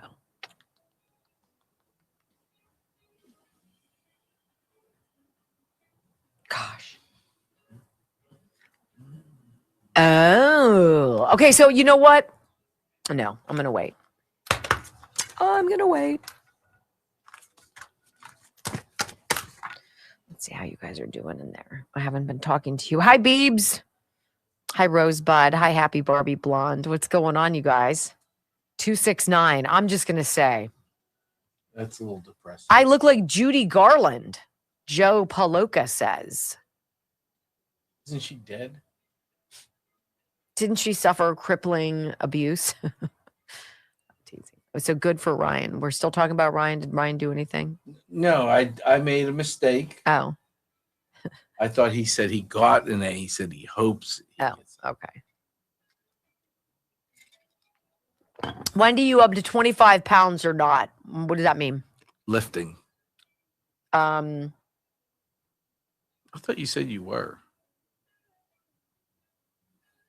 I think so. Today was the... Because she's been pushing you. Yes. Today was the... So you're in a squat, but your butt's almost touching the ground. Like you're completely in a squat. And you're holding a kettlebell by the horns. And you're going and you're doing this with it for your bicep curls with it. Ooh, I hate that. Today was 30 pounds. That was heavy. That was uncomfortable. That I did not enjoy. Did you tell her? Did you call her names? I did not. Did you say you hate her? I did not. Sometimes you curse at her. I have not. Oh, this jacket makes me look 25. Mark, I know you like that, babe. 25. Mark's doodle, I should say. Yeah, 25 is a little. Yeah, that Come on now. I mean. Yeah, it is core. Yeah, it's hard.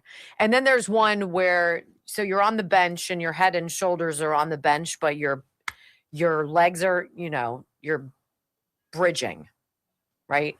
And then you have the same 25, 30 pound kettlebell by the horns and you go back over your shoulder to the chest and press it up. That was an uptick in weight that Chicken Arms didn't like. But we're getting there. I like to do an unassisted pull-up, but I don't know if I'll ever be able to do that. I don't know. I don't know why I feel like I want to do an unassisted pull-up. Sounds like it would be miserable. But I see Ashley and Mary Beth do them. But they've got all of that. And I don't have all of that. I have Chicken Arms. But anyway, yes, I'm telling you, I never moved up weight-wise like this until I started taking Blood Flow 7. It changed my everything.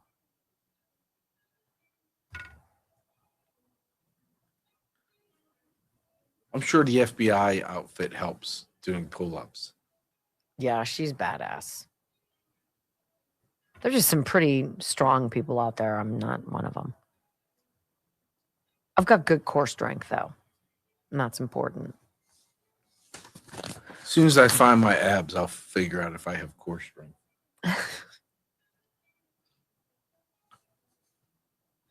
They've gone missing for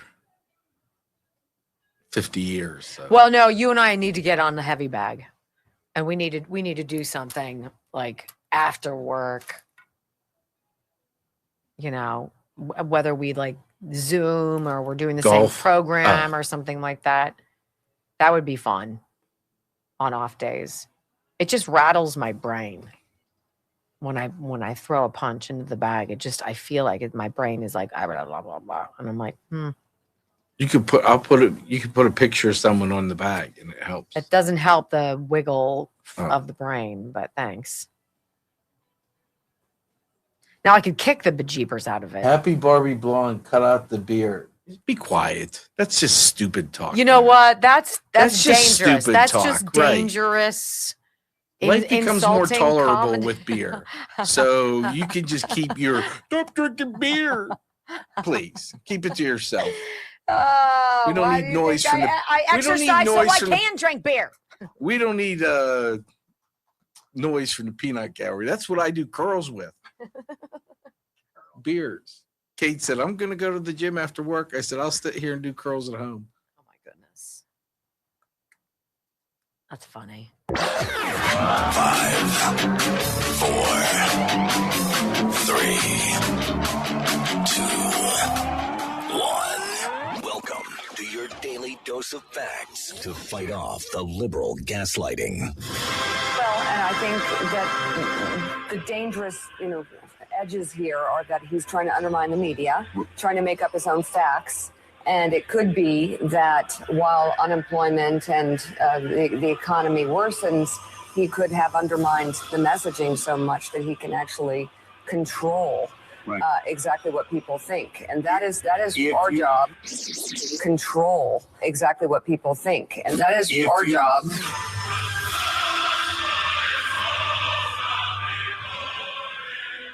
You just got to try harder not to suck. Live across the fruited plain and from sea to shining sea. This is 3 hours of bold truth and excellence. The Wendy Bell radio program.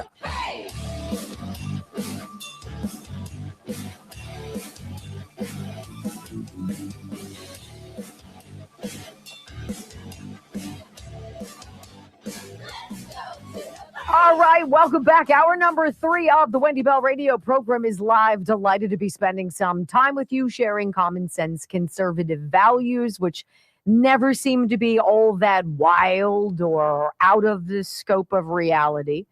This is exciting because we normally don't see a Republican Party that does anything. The GOP is sort of like the Steelers, Like, there's not a lot of trick plays. There's nothing truly astonishing. No, end of the moment. Since Antonio Holmes, there's not a whole lot of end of the moment, oh, did you? No, it's like the same old predictable.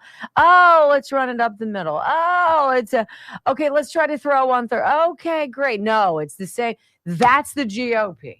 You know what you're going to get. It's usually disappointing.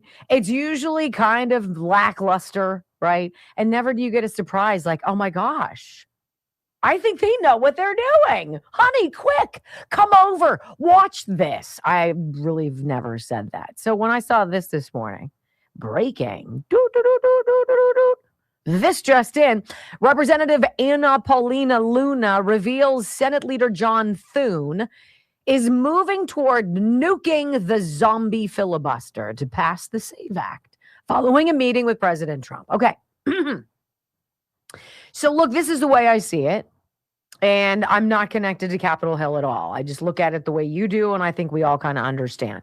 There are all these bills they have to figure out, 5 of them to fund this department, that department, this department, that department, that these bills need to be agreed upon, signed off on. Trump needs to sign it so that the government can reopen. It's under some kind of a partial shutdown right now because of this, right? And then the president was like, look, I know that House Republicans want to mandate that the SAVE Act, which forces proof of citizenship, proof of who you are in order to vote, and has some other things, that they wanted to hold it and connect it to some of these votes so that it didn't get lost in the shuffle. President Trump said, you know what? Strip that off of these spending bills. We've got a way around this. What? So Anna Paulina Luna reveals Senate Leader John Thune is moving toward nuking the zombie filibuster to pass the SAVE Act. This is following a meeting with President Trump.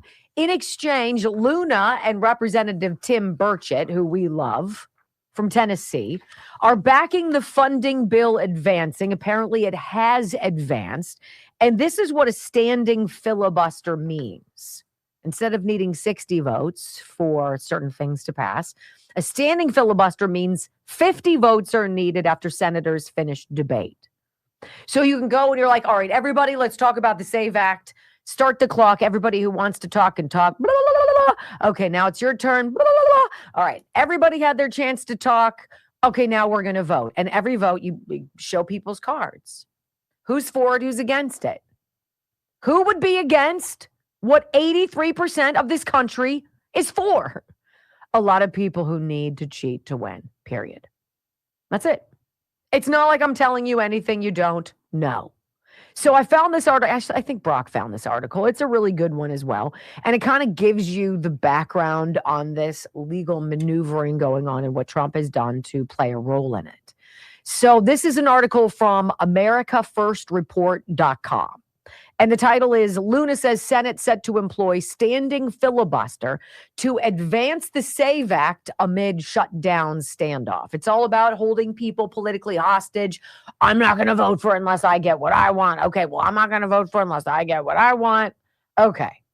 As the partial government shutdown drags into its third day, a critical deal has been struck that could finally deliver a long overdue victory for election integrity. This is huge. Representative Anna Paulina Luna, after direct talks with President Trump at the White House, announced that Senate Majority Leader John Thune is prepared to invoke a standing filibuster to bring the SAVE Act to the floor, sidestepping the 60-vote barrier that has stalled the bill for months. Brock, you're keeping an eye on this as it moves through the House and all this stuff. Is Thune doing anything wonky over in the Senate that you've been able to dictate or tell? Some say he has started to backtrack on what he has said. So what I'm reading to you right now, he's seeming to backtrack from is what you're reading. Yes. Okay. So but that's X, so. Well, we'll see. So this maneuver rooted in old school parliamentary tactics, invoking a standing filibuster. It's old school parliamentary tactics requiring opponents to physically hold the floor through continuous debate, clearing the path for a simple majority vote on legislation that mandates proof of citizenship for federal elections. With 83% of Americans supporting such measures, the move exposes deep divisions in Washington over who should participate in the nation's democratic process. Well, how about American citizens? That seems pretty clear to me. The SAVE Act, formerly known as the Safeguard American Voter Eligibility Act, passed the House last year, but is languished in the Senate for over 300 days. Critics point to former Senate Leader Mitch McConnell's refusal to advance it out of committee as a deliberate roadblock, allowing potential vulnerabilities in the voting system to persist. He sucks. The countdown ticker for the go-away party for Mitch McConnell is officially at 360 days. Now, Luna, a vocal advocate for the bill, has been leading a group of House conservatives threatening to derail the current funding package unless the SAVE Act was attached. Their stance reflected widespread frustration among Republicans that Democrats have prioritized amnesty and open borders over securing elections from non-citizen interference.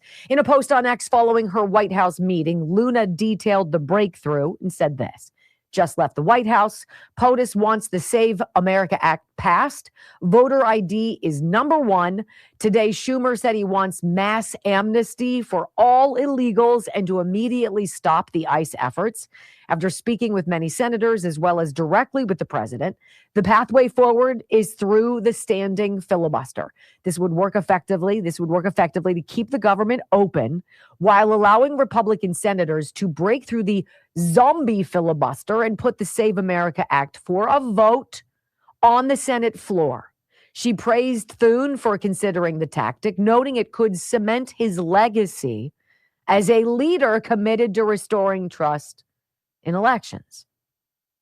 Now, all of that, of course, is dependent on whether John Thune doesn't suck. And I'm not so sure. President Trump played a pivotal role in quelling the rebellion, urging swift passage of the bipartisan funding deal to reopen the government without further delays. I mean, think about the childish games we're playing, right? It shouldn't be a debate.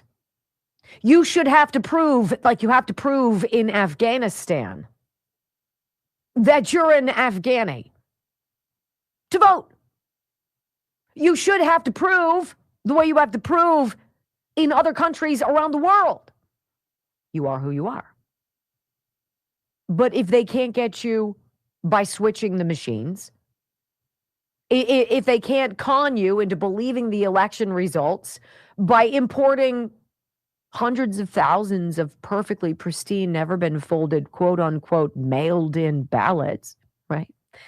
If they can't lie to you and give people in Serbia or Venezuela access to your voting machines, they're not connected to the internet.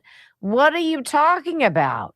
What do you mean? Wipe it like with a cloth? I mean, they're so bad, aren't they? The actors, they're so bad in this drama that they're presenting to you as though this is what's really going on, right? They can't do it. They have to have the bodies. They have to have the math. And that is why any Republican who votes alongside Democrats to reject forcing people who vote in our elections to prove they're from here and they are who they say they are. And it goes beyond that, by the way. The SAVE Act doesn't just mandate citizenship and identification to vote. It also makes states clean their voter rolls. Why wouldn't you want to do that? It's part of your job as the Secretary of State. It's like what you do. It's like being a doctor but not seeing patients. Well, I'm an MD, but I just never go and see anybody. Well, then it really makes me wonder, how much of a doctor are you? Right? It also penalizes officials who register illegal aliens. That's kind of important because they're not going to stop. 83%. 83. This is an issue that the apparently the hacks in Congress, they don't care what you think. They're fighting for their survival because as long as they're in office, they can keep getting rich, lying to you about it. Ayanna Pressley, how is it again that you're worth $8 million when you were negative when you came into Congress a few short years ago? So weird. We come back on the Wendy Bell radio program, my friends, right? I've lost my page, but it's going to be scintillating, I promise. Next. I'm all discombobulated. There we go. Harry is at the big board. Oh, no. Flapping his arms. What? Because, you know, what they tell you, what the Democrats try to tell you is that this is like Jim Crow. Oh, that's right. Voting. And did they dust off Jim Clyburn yet? No. But what Harry, so they're saying this is a poll tax. Black people can't get to the voter pool, right. voting, all that, but they don't know how to get an ID. You know, all this BS. Well, Harry's reporting that 76% of Black Americans want nationwide voter ID. Yeah, I wrote that down. Hold on. You ready? Pew Research poll from last year. Favor photo ID to vote. 85% of white voters said yes. 82% of Latino voters said yes. And 76% of Black voters said yes. Other than that, I mean, it's a real nail biter. Which way do you want to go? I did. Thank you. That America First report, that was and it goes on. There's probably, I don't know, 5 more sentences, but America First report, I need to bookmark that. It's a nice, thorough, just give me the facts. Like, you don't have to give me spin. What did I hear about Savannah Guthrie's mom being abducted? Yeah, I heard that too. Texting you. You are. This is going to hurt my feelings. Healthycell.com. Healthycell.com/Wendy. Look, I'm just going to tell you the one that if I use a product every single day, like I use Genucel, and now I use that Smile, that peptide toothpaste from the wellness company, I use that every day. I take Healthy Cell every single day. I take Focus and Recall. And I will tell you, I am quite anxious with the history of dementia and probably Alzheimer's. I mean, you really can't diagnose Alzheimer's unless you have an autopsy. And my grandparents didn't, but all the signs were there. My mom had some issues as well. I don't want that. And Healthy Cell's Focus and Recall Microgel. It's first of all, you don't have to struggle to open up a bottle. You just tear off the top and it's just like, boop, no big deal. Suck it in. And like the cobwebs and the dust bunnies of your brain go away. It's like you turn on the fan and blew them out. And all of a sudden there is this concentration. There's options. For my sons to both say that they believe Healthy Cells Focus and Recall helped them hone in on the SAT. That's a big statement. Because I remember Christopher, the one time he was like, somebody's car alarm in the parking lot was going off and I was totally distracted and I couldn't finish one section and I'm super upset about it. And I just felt so discombobulated. And I'm like, next time we're going to know what to do. And Joe's like, are you sure? You shouldn't be giving them. And I'm like, it's a supplement. It's not a drug, right? Healthycell.com/Wendy. It will change the way you think about supplements. Beneficial supplements for you. I think they're dynamite. Ow. Check your text. Okay.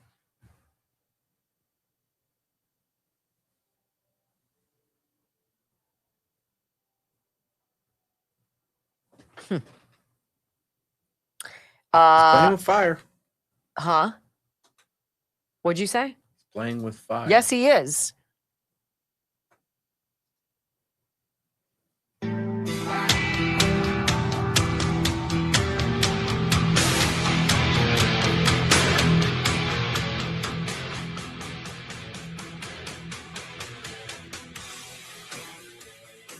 Welcome back to the Wendy Bell radio program. This just in, Senate Leader John Thune says he is not yet committing to nuking the 60-vote zombie filibuster to allow possible 51-vote passage of the SAVE Act voter ID and citizenship bill.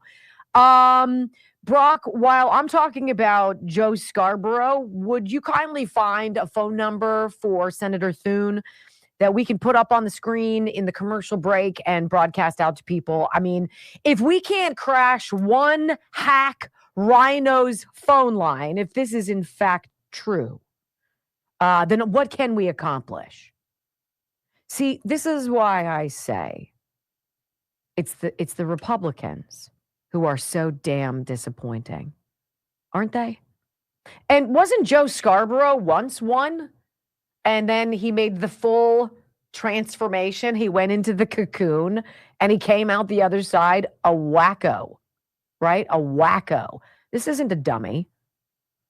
Well, I say this commonly, and I think it's probably about 25 to 30% of the population will not be saved, right? You can lay out the truth, the facts, the stats, the video. You can roll that beautiful bean footage, and they're not going to see things your way no matter what, no how. They're not going to be saved. Okay, we'll have to walk around them, right? Joe Scarborough, I want you to hear what he says about the 2020 election, about the stupid lie, as he calls it, that the 2020 election wasn't pristine, perfect, in every way, fabulous. Oh, my God, it was the best. This is Joe Scarborough, clearly, I don't know, losing his mind. Here you go. And so I'm not talking about all people that voted for Donald Trump. We see the polls. There are some people who actually understand the dangers. But here, David French, again, this is built upon the stupid lie. And it's not even a smart, this is a stupid lie that the 2020 elections were stolen. 63 federal judges threw out 63 of Donald Trump's stupid claims that the 2020 election was stolen, including the Supreme Court, including Thomas and Alito. All of them threw it out, said it was stupid. You had Donald Trump's own administration and the person in charge of elections saying it was the safest, it was the fairest, cleanest election in the history of our constitutional republic. So these aren't even good lies. These aren't even like doesn't even make us do any work. It's right in front of our faces. Keep trying, Joe. Keep trying to sell it, sweetness. It might work with your wife, but I see right through it. In fact, this is the same Joe Scarborough who told us this about Joe Biden. Start your tape right now, because I'm about to tell you the truth. And F you if you can't handle the truth. This version of Biden, intellectually, analytically, is the best Biden ever. So you know, though. So I said that this was Biden at his best. Sure. That's what I saw. That's what other people saw. I was obviously wrong. So I'm not sure what my takeaway is here. Other than you suck. I can give you your takeaway, Joe. It's really not a mystery. Honest to goodness, don't you think MS Now should give me a shot? Don't you think I'd be a great Scott Jennings to them? Don't you wish that would happen? I'd be freaking fantastic. Well, Joe, as a matter of fact, you miserable lying sack of zero. This is the best Biden. Now, here's my question.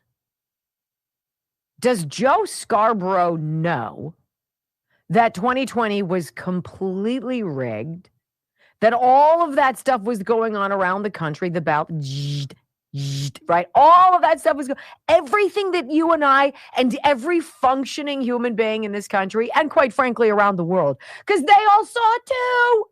Do you think he honestly doesn't know? Or, and which is worse, or he does know, but he's got to play his part to pretend that we're all wrong. I don't know. Like, what's the benefit to Joe Scarborough? It's not like the DNC has any money to compensate him. It's such a bummer, isn't it? It's not like there's any perks to being on that side. So does Joe Scarborough know that he's a miserable, lying sack of waste sitting on that news set, lying to people? Or is that really what his brain has to believe? Like when you look at Keith Olbermann now, who's a wacky, wacky guy. Like, first of all, dude needs some vitamin D in a big way. He looks like an albino. And when he doesn't shave, it's like he's translucent. And then he gets that wacky, like, and he gets all angry. And you're like, brother, look, I do this for a living too. But you can't let it eat you from the inside out, for heaven's sakes. It's just not a good look on anybody. Well, when we come back on the Wendy Bell radio program, President Trump makes a deal with India and he puts the squeeze on Vlad. Hey, President Putin, you might want to end the war. I think Mr. Trump has had enough. Next on the Wendy Bell Radio Network.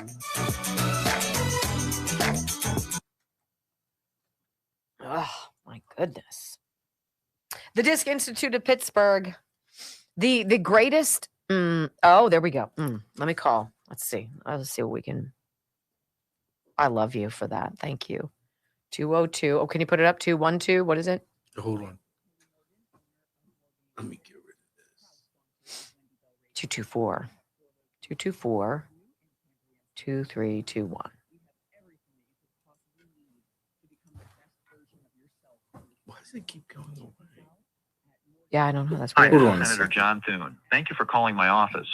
If you would like to leave me a message, please press 1. If you would like to hear general information about office locations and services. Hi, this is Senator John Thune. Please leave a detailed message containing your name, address, and phone number or email address where we can reach you. I appreciate you calling. We will get back to you as soon as possible. Record your message at the tone. When you are finished, hang up or press pound for more options. Hi, Senator Thune. My name is Wendy Bell, and I'm a conservative talk show host, the host of the Wendy Bell radio program. We're broadcasting to all of our followers today your phone number because we, the conservatives of this country, have had enough.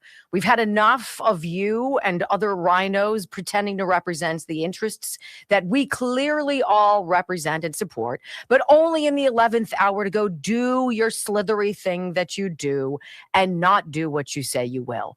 Pass the SAVE Act, sir.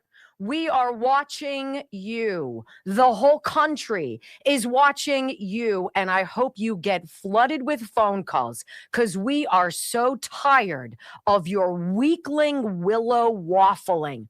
Grow a pair, do what we want, and get it done. You work for us. Or something like that. I hope he knows what willow means. I'll leave that up for a little bit. Let me tell you guys about Dr. Rafferty at the Disc Institute of Pittsburgh. So there's a woman whose daughter has prosthetic legs. And so already she is, if you imagine how she would walk or how she would feel, she's already got the deck stacked against her in many, many ways. She also had problems with disintegrating discs in her back. And so when her mom took her to see Dr. Rafferty, she was in a wheelchair and she was in terrible pain. So she went through the process of intra-disc neutrosis, which is a non-surgical opportunity for your discs to grow back. And it's a thing over time. It's about an 8 to 10 week process. I like to be very upfront with you. But this young woman has had enough surgery and her mom was like, we're going to try this. And so 8 to 10 weeks later, her daughter finishes the therapy and is able to put her prosthetic legs on and walk out of the Disc Institute of Pittsburgh pain-free. And that mom got in touch with me and she's like, I just don't even know what to tell you. And I'm like, I feel you 100%. You don't have to say anything. That's the Disc Institute of Pittsburgh. And if they can do that for her, imagine what they can do for you. This process is, literally makes me teary to think about. This process is 98% successful. 412-906-9600. 412-906-9600. PittsburghDiscInstitute.com. How nice to be around people who actually give a rip. You should have told him that he's in charge now. He doesn't need to be McConnell's biatch anymore. Yeah, And- she should have ended it with, people were saying, you should have ended it with the thank you for your attention to this matter. I don't want to rip off the president. He's got his own copyrighted vibe. I just called nights. Like literally, it's that simple. If all of us did that, and it takes, in this commercial break, it takes a minute, be like, pass it. Do one of something. We demand this. You've disappointed us for years and we're done. And I'm going to send Kelly Morgan your way. She'll whoop his ass. And she'll whoop your ass. Morgain's Fitness, MORGAINZ fitness.com. There's so many products out there that you could do, that you could take to lose weight, to do this and to do that. But the reality is you don't change your body unless you start moving. And you got to move with Kelly Morgan. And she gives you 90 days. It's called 90 Ignite. And you sign up for 90 days and she offers you help. And if you need something, she's there on a Zoom call or what have you, but she teaches you what you got to do. And then you go do it. And then you go do it for 1 month. And then you go do it a second month. And then you do it for a third month. And then you get measured again. And it's like, what? Morgainsfitness.com. MORGAINZ fitness.com. There's like 6 or 7 people that already called. Right. Thank you. Tell me who you are so I can call you out and thank you. you.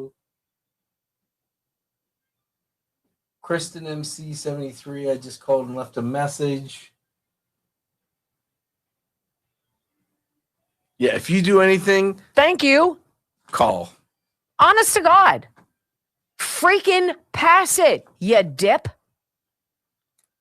Know your role. How about that?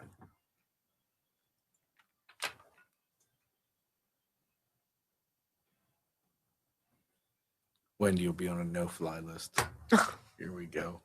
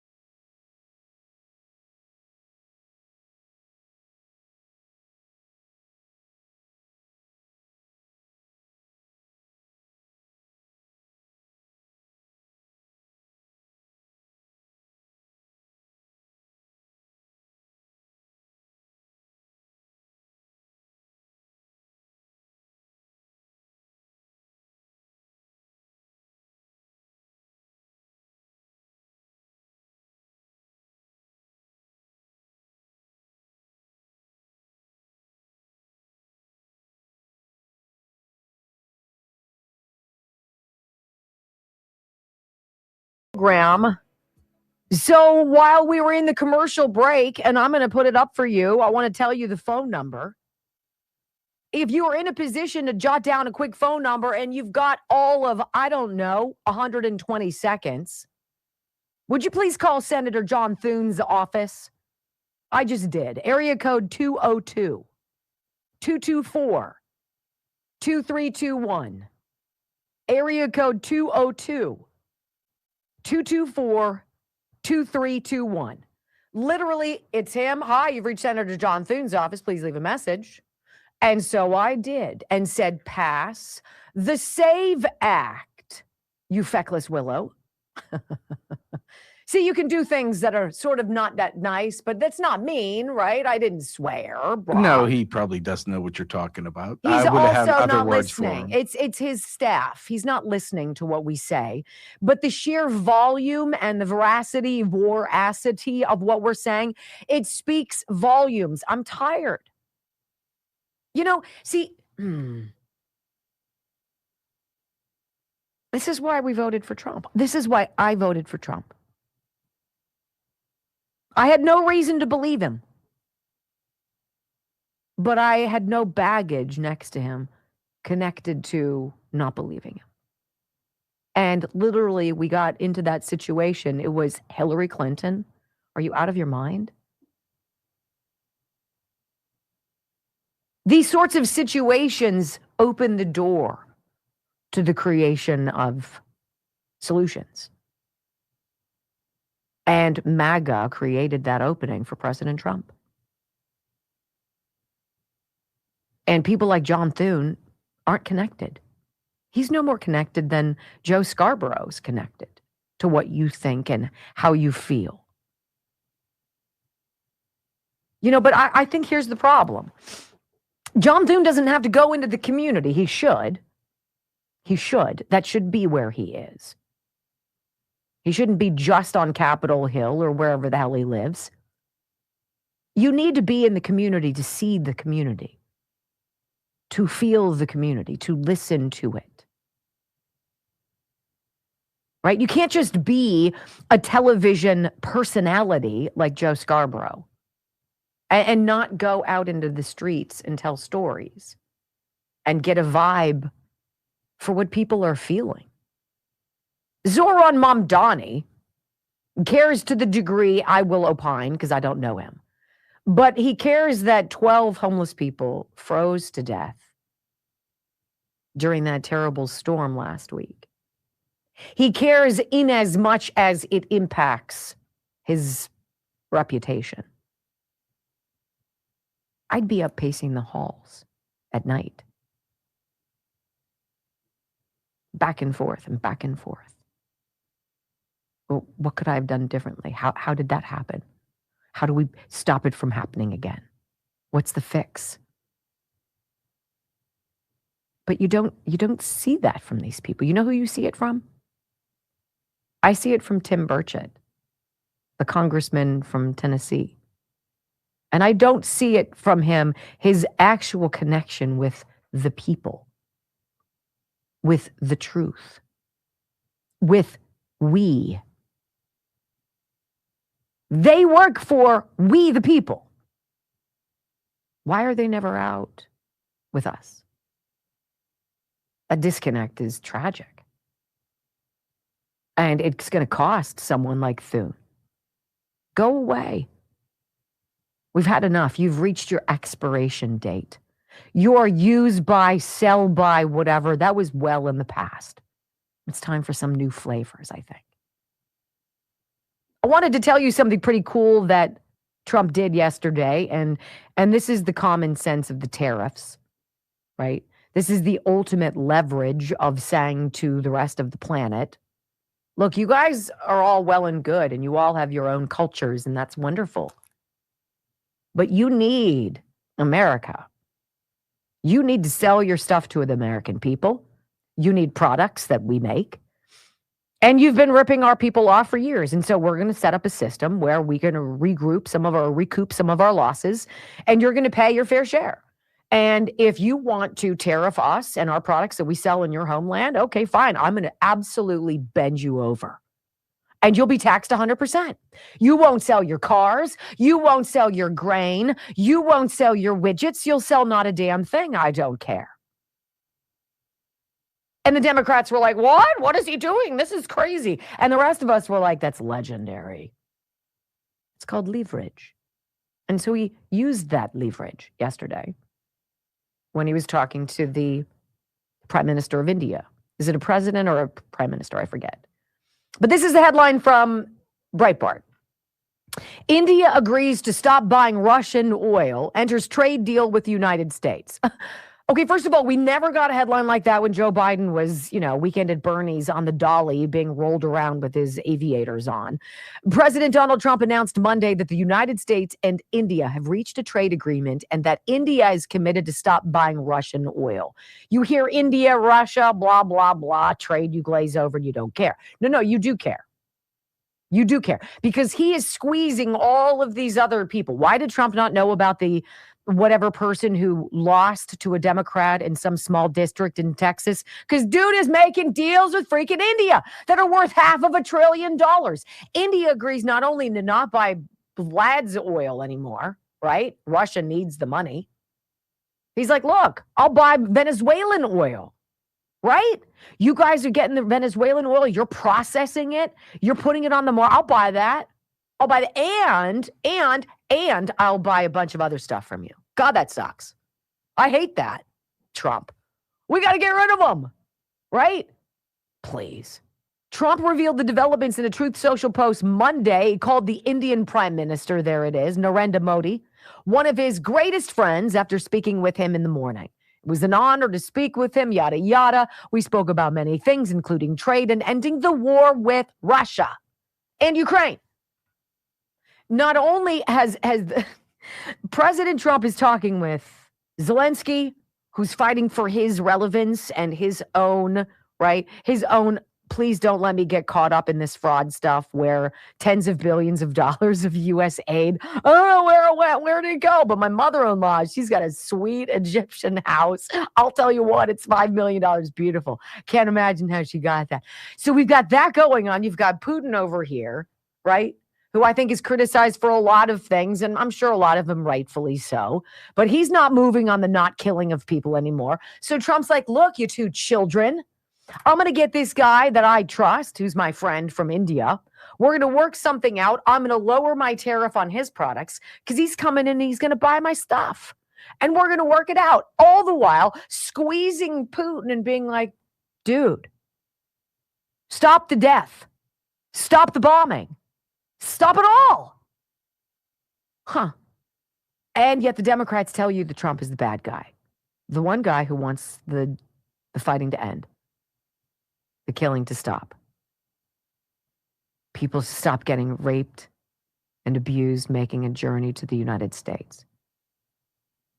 He wants people to stop getting bad drugs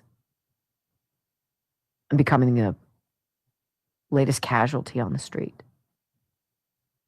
He wants to see an American that's clean, that's manicured, that takes care of its garden, that's a safe place that other people want to come and visit and add to, right? And he makes all of these decisions in a dizzying, simultaneous fashion. It's bizarre. And it's always to the benefit of the company, America. Have you ever had a boss, a CEO of your company, who ever made you feel like everything he or she was doing was to your benefit? That beyond all things, that person cared about you, about your happiness, about your safety, about your family? I never have. And we have that now. We have that now.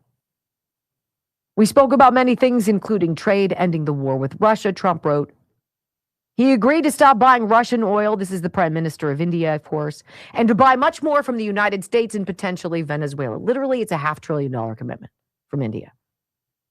Away from Putin to the United States. But he's the problem. Okay, now, this is not sexy, but I'm going to tell you this anyway.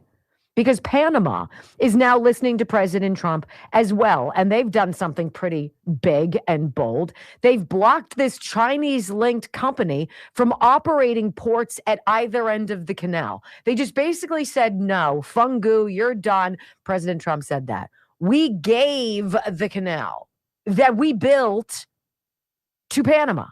Panama, thanks to Jimmy Carter, I guess, just gives it away to China.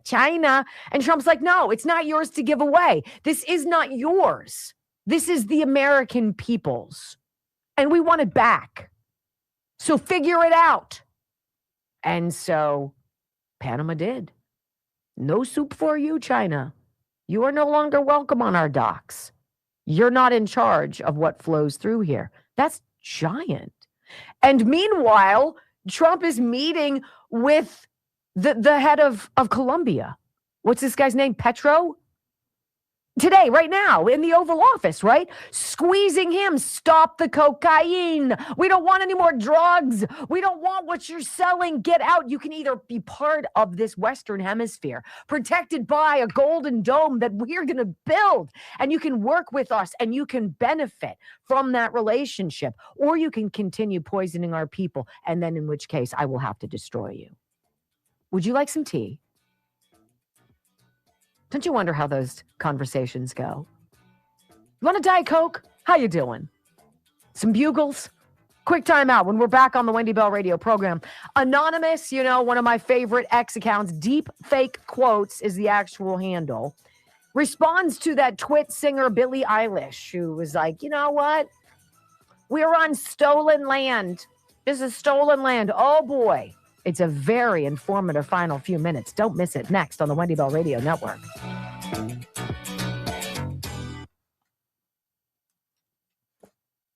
It's a lot of people have already called. I called while you were pontificating. Right? Thank you. That's how it works. And look, I'm not asking you to do anything nefarious or dangerous, but you should be able to voice your opinion. And Brock mercifully got a good number. The congressional phone tree is like, press 1 if you'd like to speak in Spanish, press 2 and you're like, honestly. My favorite phone tree is the one that's like, oh, wait, I have to get lean in. Take lean, take lean, take lean. I'm going to talk about them first tomorrow. So I told you about all these various ways that we're losing weight. Body Biome 360 does the shots and the personal concierge idea around it. You've got Dr. Gundry, who has a drink that can help with your cravings. You've got Juvenon. They're in on it. But Brickhouse Nutrition, the thing that I like about this product, and it's called Take Lean, TakeLean.com, use my name, 20% off right now. This thing, it's doctor created, but it manages your blood sugar. So you don't have these swings of crashing if you're not eating, right? Controls your cravings, kills your appetite. That's pretty big. It helps convert fat into energy. Now, I'm zhuzhalific. So if you've got some zhuzh, oh, it's a bad shot. If you've got some zhuzh and you want to get rid of it and you got a lot, you're talking 50, 60, 70, 80 pounds, 20, 30, 40, at least, TakeLean.com. I think you're going to really like this product, and there's a wonderful coupon for you. 20% off right now. TakeLean.com, promo code Wendy.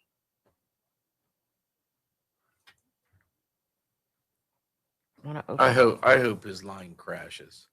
Yeah. Right?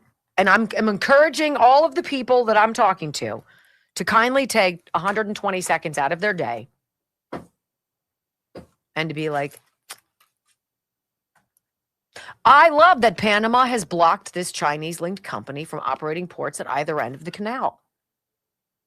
I mean, I listen to what Trump says. And he's like, they're bringing things in with telecommunications. Oh, that was Rubio. Remember Rubio? He's like, look, we know about all these threats. We know what China is doing. They're big into the telecommunications stuff. Their Belt and Road Initiative is to plant things for their telecommunications, for spying, for whatever, satellite stuff. No, they're not supposed to be in our hemisphere. Suck it. Go somewhere else. I like it. God, I really have to go to the bathroom. I've clearly spoken far too much. Did we even come close to 3,000 rumbles? Oh my God, not even 3. We have 110 rumbles to get. Can you guys please hit the thumbs up button underneath the video box? Coming in under 3,000 will never make the leaderboard. I'm going to cry. That accelerated, or what did you say? What do you always say? That escalated. That escalated fast. That is horrible. Horrible. Leave the message you want to leave. Tell them you want to say. If you want to say Act Pass, that's all you have to say. Pass it. Get off your duff, you That's dope. what I did swear. I said, get off your ass and do something. 293. Thank you. We need 70 people. Let's go. We can do this. I'm not singing Fat Bottom Girls. I told him to stop playing 60. McConnell's games too, because he's his biatch. Stuck in a blue state. Thank you. Thank you. Thanks, Mo Doodle. Come on, guys. 50. You can do it. You can help me not. Colthune. Oh, won't you take me home tonight?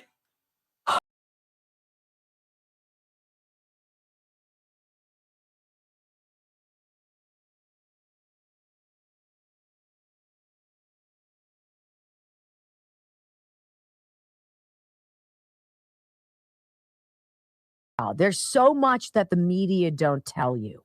If I hadn't listened to Secretary of State Marco Rubio, the ultimate statesman, present an off-the-cuff opening statement to the Senate Armed Services or whatever the heck committee he was in front of, where he was testifying about the strike on Venezuela and the capture of Maduro and Maduro's wife, I wouldn't have any idea how much China has been trying to infiltrate our hemisphere, how much they've already gobbled up in terms of farmland, how many Chinese spy balloons have floated above, right? How much they've infiltrated, stolen our intellectual property. I mean, for heaven's sakes, we know every single student from China who's here on a visa or what have you, it's part of the deal. You report back to the CCP.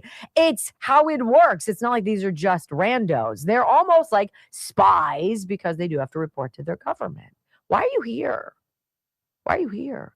So to hear that Panama shut that down, China controlling the ports of the Panama Canal, that's huge. That's a direct request from the President Trump. Obliged by Panama. Now, I want to talk about this before we're done. So this young girl, for Billie Eilish, and I don't know who she is from anybody. She won the Song of the Year at the Grammys or whatever. God bless her, whatever. She's an idiot. She's a product of bad information. And for my son, who's 20, to text me and be like, I can't stand it with these people anymore. They insert themselves in places and they don't know their lanes. Amen. Well, deep fake quotes, the X account going by the name Anonymous, right? They give us a little schooling on that whole idea that we're on stolen land. Hopefully Ms. Eilish finds her way to pay attention. No one is illegal on stolen land.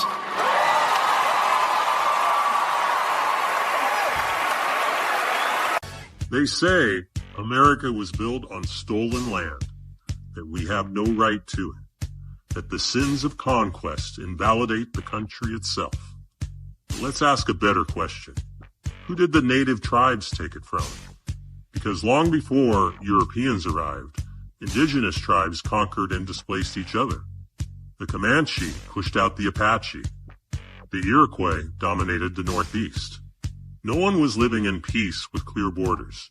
It was survival, territory, power, just like everywhere else in the world. Then came the Europeans. Spain claimed the Southwest. France took the Mississippi. Britain colonized the East. And after them, America. Take California. People say we stole it from Mexico. But Mexico had it for just 27 years after taking it from Spain. Who took it from the tribes? Who took it from each other? History isn't clean. It's conquest, treaty, rebellion, and revolution. And if you want to erase every nation built that way, then you're erasing the entire world. We're not saying don't honor the past. We're saying stop weaponizing it with half-truths. No one today is responsible for what happened 500 years ago, but we are responsible for what we do with the truth now. My friends, we are all anonymous. Wow, no one is responsible today for what happened 500 years ago. But we are responsible for what we do with the truth today. I want to know it all. I want to know the ugly stuff. I want to know the embarrassing stuff. I want to know all of it. Because it can't happen again. It's so frustrating to listen to people who are products of low information outlets, who respond emotionally to things with zero evidence, with zero knowledge, but with the absolute certainty to put it out there in front of millions of people and sound stupid. And that's exactly what that young performer got. She got tens, if not hundreds of millions of Americans who know better than she does to look at her and say, bless her heart. You have no idea what we're fighting, young lady. None. But again, if you'd like to open up your mansion and let some people in, I'm sure that would be lovely. All right, so here's what we're going to do from the course of now until tomorrow. We're going to monitor this situation. We're going to continue to call John Thune's office. And one more time, if you missed the number, it's 202-224-2222. 2321. Call John Thune, Senate Majority Leader, and say, do what America wants. 83% of voters want photo ID and proof of citizenship. Get it done, Senator. It's what you were elected to do. How about maybe for once you actually follow through? Thank you for your attention to this matter. Have a great day, everybody. We'll see you tomorrow with all the updates. Peace.